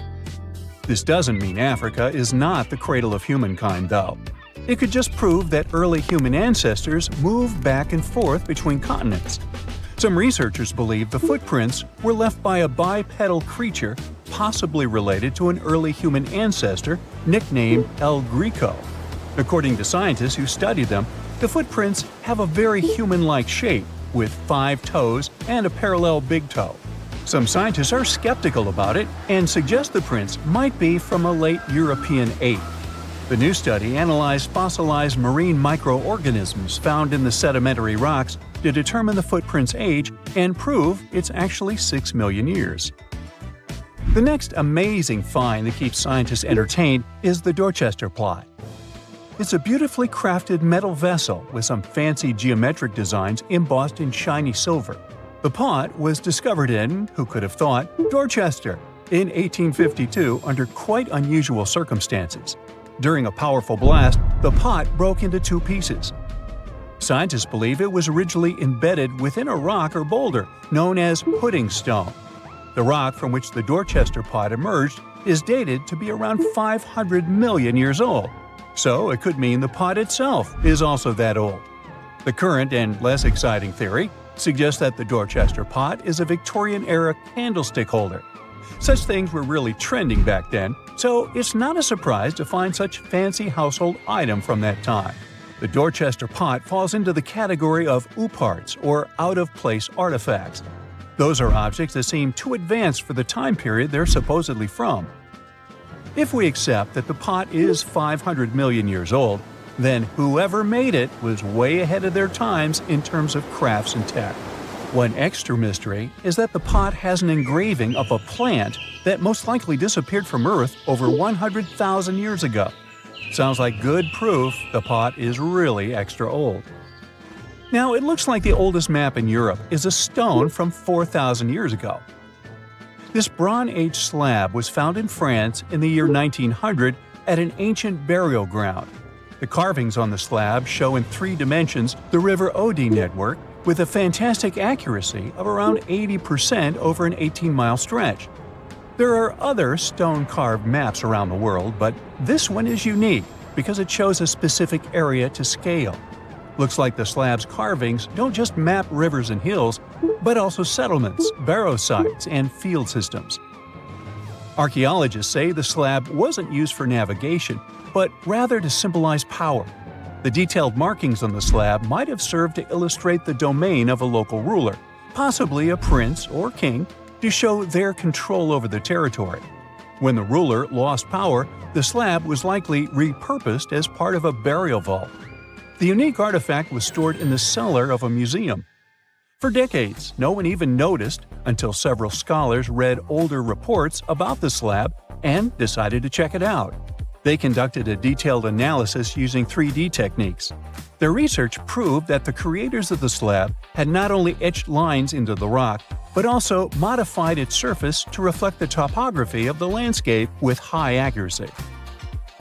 The Salzburg Cube, also known as the Wolf's Egg Iron, was discovered in the late 19th century in Austria. Now, don't let the name mislead you. It doesn't look like a cube at all. It's more like a rounded object with 2 flat sides. Down the middle, there's a groove, and the surface is covered with pits and craters. This unique appearance is the reason why many people think it might be something out of this world. Workers accidentally found this artifact when they blew apart a piece of coal. The coal seam it came from is thought to be over 60 million years old. The Salzburg Cube moved between museums, mysteriously vanished in the early 20th century, and then showed up again. A professor from Bonn University suggested it might be from a meteor, but they found no evidence of elements that you'd normally see in meteorites, like cobalt or nickel. Then researchers thought it must be a human-made object, possibly a Victorian-era candlestick holder. No one knows the true story of the cube or its current location. Yep, it disappeared again. Have you heard about the Meister print? It's a fossilized sandal print discovered in 1968, and it has sparked a lot of intrigue. There's a trilobite inside the print, which supposedly went extinct around 500 million years before humans even existed. But many historians think this age is an exaggeration. When Meister found the fossil, it was authenticated. But the scientist who did it didn't confirm it was a human sandal print. He only agreed there was a trilobite there. When another scientist visited the site, he found a 6-inch impression he believed was from a child's moccasin. But the footwear seemed to be new. So, could it be evidence of time travel? Proof that humans existed millions of years earlier than we thought? Or a sign that someone else visited early Earth? Or is it just a rock formation that looks like a sandal print? We still don't have the answers. Back in June 1936, a couple was walking along Red Creek in London, Texas. London, Texas? Yeah, when they stumbled upon something unusual.